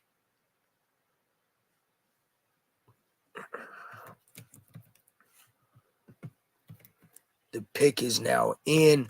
We will wait and see who the Jets were so highly on that they traded up here in round 5. So the Eagles traded pick 171 to the Jets for picks 185 and 190. So they gave up a 5th to get 2 number 6s. That is how that trade has worked out.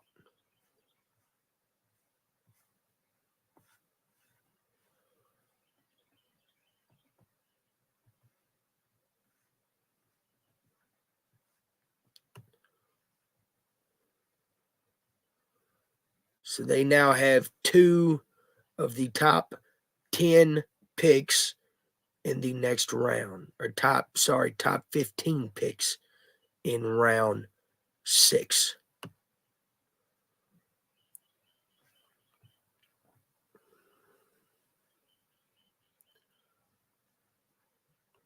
So it is saying that the Jets need a receiver and a safety.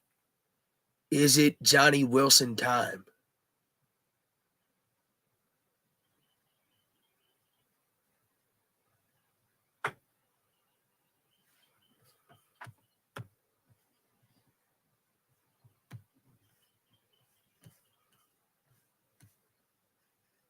No, it is not.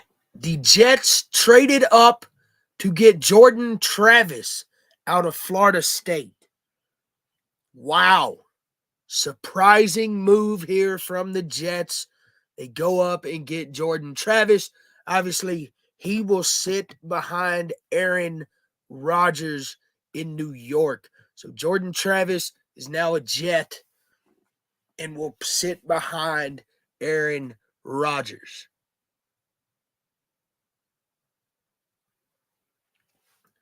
Now the Eagles are on the clock at 172. Great pick by the Jets. I think it's smart to move up, sit him behind, obviously, the vet in Aaron Rodgers, and let him learn the professional game. I think it's a great pick by Florida State here.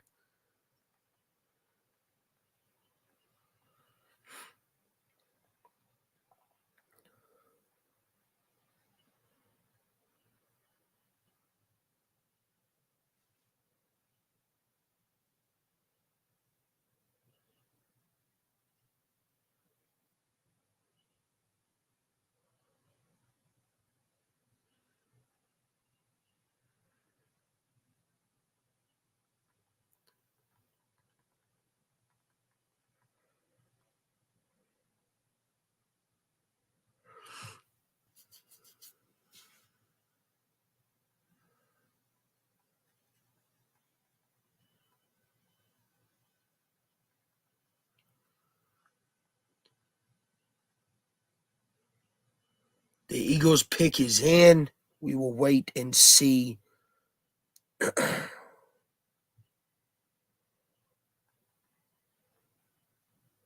who they have selected. So far, the Eagles have taken. So they have taken. Get it pulled up here. They went Quinyon Mitchell and Cooper DeJean with their first 2 picks. They took Jalix Hunt out of Houston Christian, who was an edge rusher.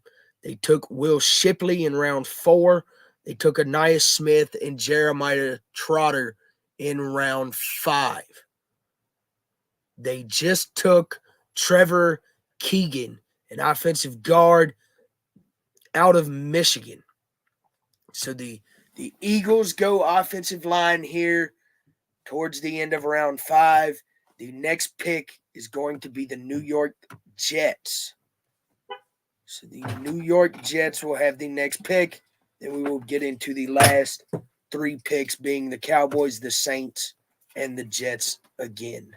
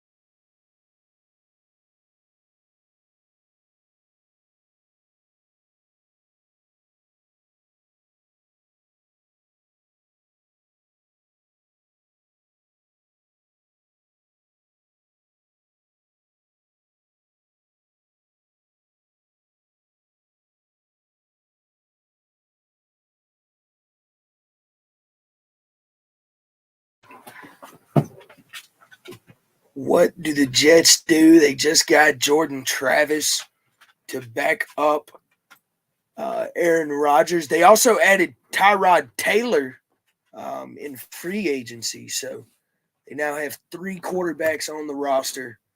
But I think Jordan Travis is going to be, he'll probably be the number 3, at least for this year, with Tyrod being the number 2.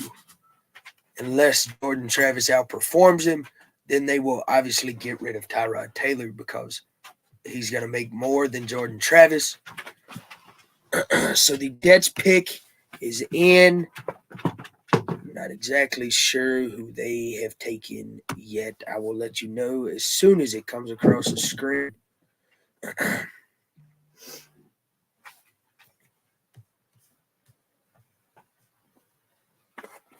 What did the Jets do at pick 173?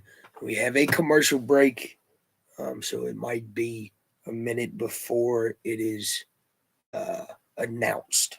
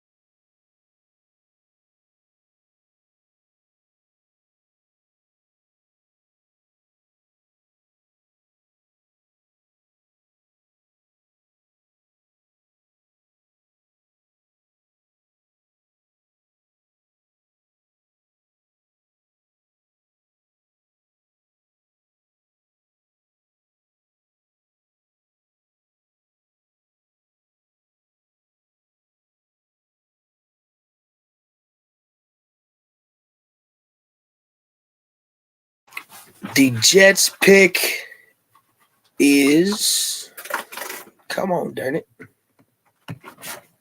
The Jets pick is Isaiah Davis, running back out of South Dakota State. So the FCS national champion running back goes to the New York Jets. The Cowgirls are now on the clock. Did we put this in now?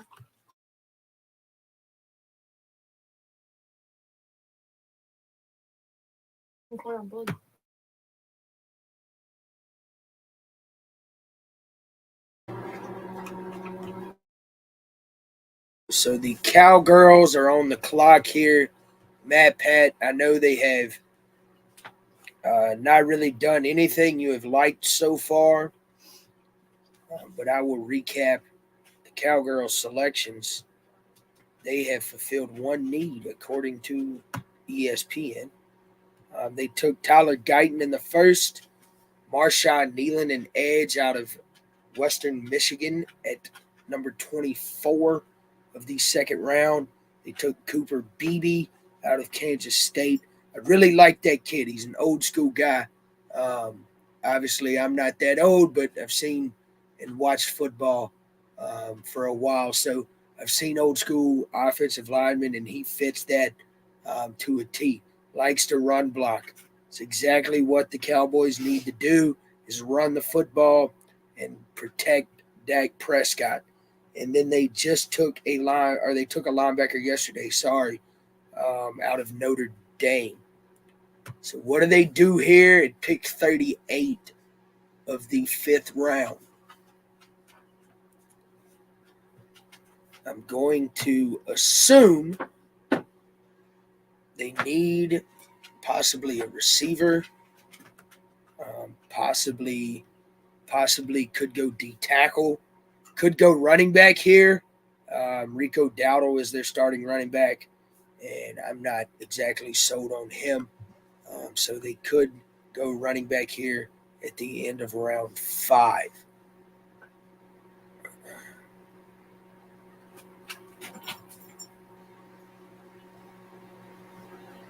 Let's see what the Cowboys do.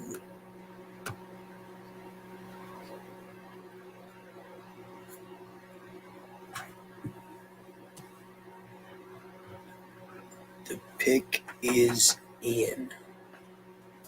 Who will it be? Who will it be? Will it be a back? Will it be a receiver? Back or receiver?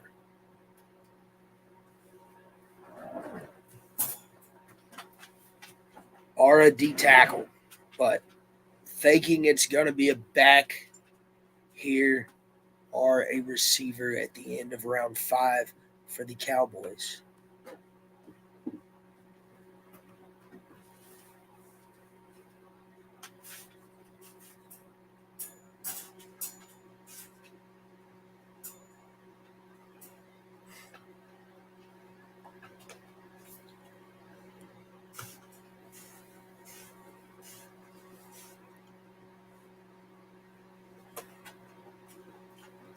Man, so, all right, so since we got asked, Coach Toms, how do you feel about your Panthers draft overall, and who has won the draft, in my opinion?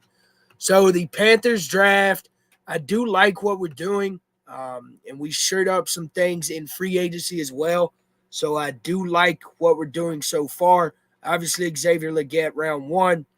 Running back Jonathan Brooks out of Texas in round 2. I think that's phenomenal. Chuba Hubbard, I don't know if he's really going to be an every down back. We have Miles Sanders as well, but we could possibly trade Miles Sanders and save some money. We took Trevin Wallace out of Kentucky, a linebacker in the 3rd round. That's a phenomenal pick. We have Jewel from the Broncos. We signed him in free agency. But we have to replace Frankie Louvu, so I think that was a good pick. We took a tight end in round 4. Also, I love that pick because I'm not sold on the 2 tight ends we have, one being Tommy Tremble, who's been there a while and has not proved to me that he is an everyday starter at tight end. And then Ian Thomas, obviously, I feel the same way about him. We did take a corner in round 5. So I'm excited, man. I think the Panthers have gotten better as through free agency in the draft. I don't know if we're going to compete in the NFC South yet. I don't know if we're at that point, but we are getting closer. That is going to be a tough division. We've talked about it all weekend with the Bucs. Obviously, New Orleans is going to be New Orleans. They're typically really good, even with not so good players. And then obviously the Falcons down there with Kirk Cousins. So I think it's going to be a tough division. I do think the Panthers could play spoiler this year. I don't think we're winning that division, though. But as far as overall draft and who has had the best one and who has won it. So there's a couple teams that come to mind. One being the Arizona Cardinals. They didn't go get a running back, or they didn't go get a quarterback in the first round. So that's okay. They're gonna stick it out with Kyler Murray. They did get Marvin Harrison Jr. They also got Darius Robinson out of Mizzou, who I thought was a fantastic pick. Actually thought the Panthers could have got him at 39 or 33 if Chop Robinson wasn't on the board. Obviously, neither were the case when they picked at 32 after they traded up with Buffalo.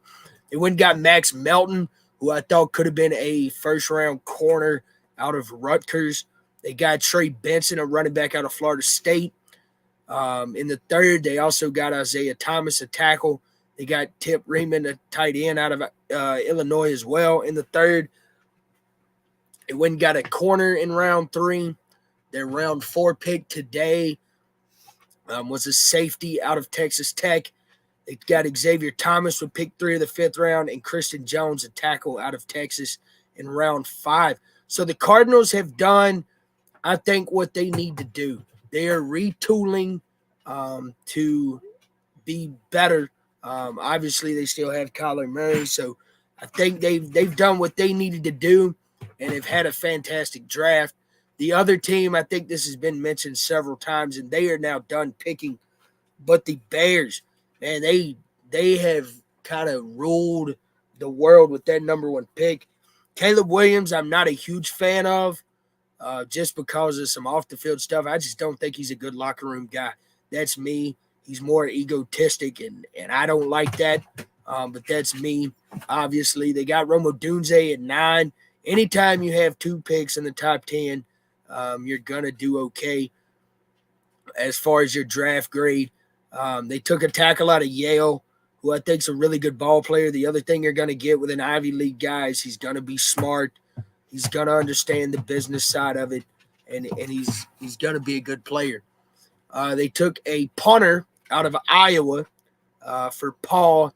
There's Iowa guys here, so they took a punter in round 4. Then they went and got Austin Booker, an edge out of Kansas, who have actually talked about the Panthers picking up. So that's the two teams that come to mind for me. So that's what I think as far as the two teams that have had the best draft so far.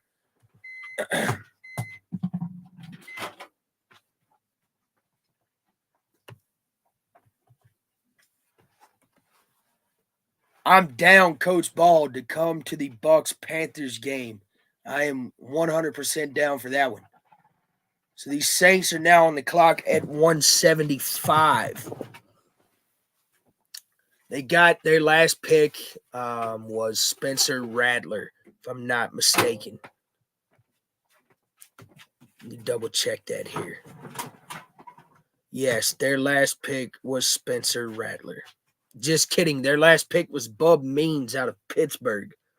So they went receiver about 5 picks ago.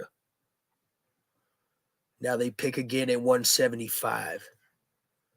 They need a D tackle or a guard. In my opinion, that's the direction they need to go. They could go Mekhi Wingo out of LSU. I've been saying it all day for teams that need a D tackle. or they could go Cedric Johnson out of Ole Miss, who I think is a phenomenal edge rusher at 6'3", 260 pounds. I really think he is going to be fantastic in the league. So we will see what they do at 175 here in a second.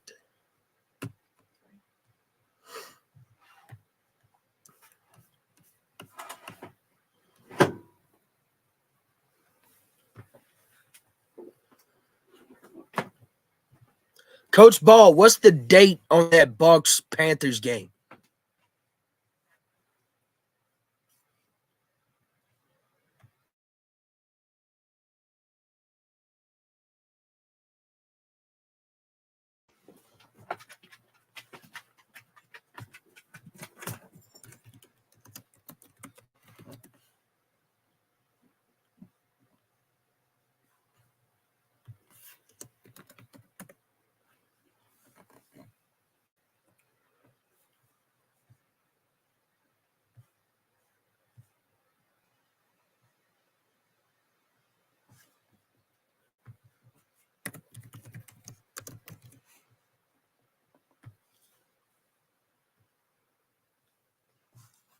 There is no, they just have the opponents. No dates yet.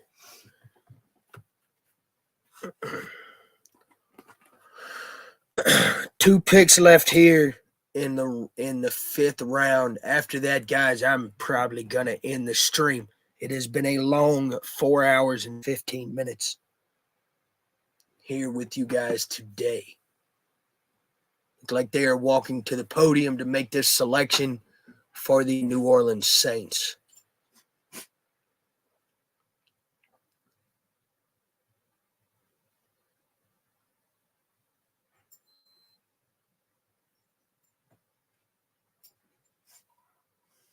Who will it be?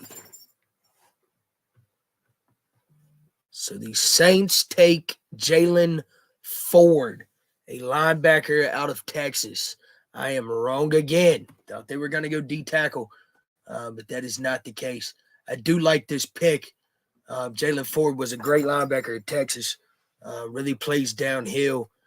He can cover when need be, but I think that's a great pick there in New Orleans. Look at that. Read the hole, get to the running back, tracking that backside hip. That's beautiful. It is textbook. Get through the guard and the tackle pulling, make the play. Jesus. And can play zone. Look at that. Perfect for the New Orleans Saints there. Play zone, really attack that run.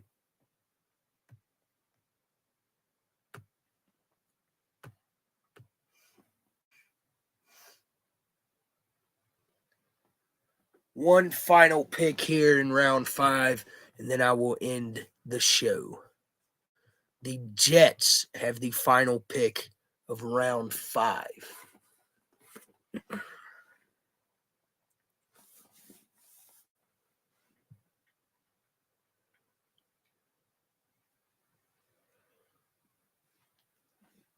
Wow, it was quick. They're on the clock, and the pick is in now.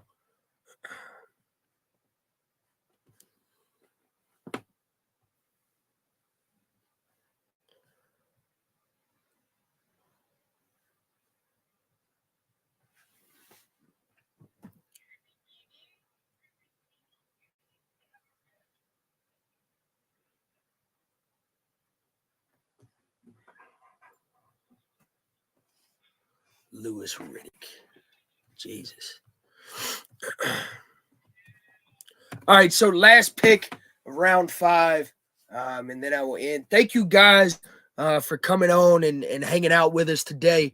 There's been several guys. Thank you, Coach Bald and Coach Taylor, for coming in as well and helping kind of run this show. It has been a long 4 hours and 15 minutes. We have made it now, or almost made it through round 5. Guys, make sure if you want to talk more football or anything like that, you can always follow me on Twitter. My display name down there, Brandon Tom 63, is my Twitter. And I am currently coaching in Dinwiddie, Virginia right now for people that ask where you can find me. So I'm currently in Dinwiddie, Virginia, coaching football at Dinwiddie High School. But yeah, make sure, I know a couple of y'all, if you tune in, if you like NASCAR, me and Matt Pat do a show normally twice a weekend. It's normally either Saturday night or Sunday morning is a preview. And then Sunday afternoon, Sunday evening, possibly Monday morning, we do a recap, kind of what we thought about the race. So if you guys like NASCAR, make sure to check that out. It is always on Totem Pole Nation on YouTube. And then Matt Pat streams it to his Twitter as well. So that'll probably be coming out tonight or tomorrow morning with a preview of Dover. So if you want to check that out, it is first or last. So the Jets pick is now in. Come on, darn it.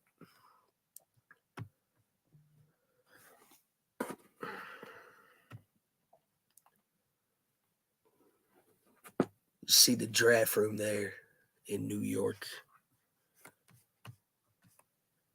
So as we await this pick, shout out to Sideline Sports Network as always, and make sure you guys go check out TotemppoleNation.com to get your merch like this hat I got on. I got some other hats as well.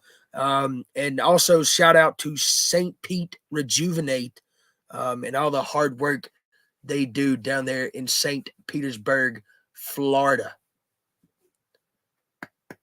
All right, they're walking to the podium now. The New York Football Jets are making their final pick, and it is Quintez Stingers from the Toronto Argonauts. Holy crap, we just had a CFL guy drafted into the NFL. That is absolutely fantastic. Great for the game, obviously Canadian football coming to the NFL. That is a great move. I like it. Quintez Stingers, corner out of Canada, and the Toronto Argonauts will now play for the New York Football Jets. But anyway, guys, thank you all for joining. We'll holler at you later on this week. I know Matt Pat and Lambo's going to do a draft recap for all of you guys. So with that being said, peace.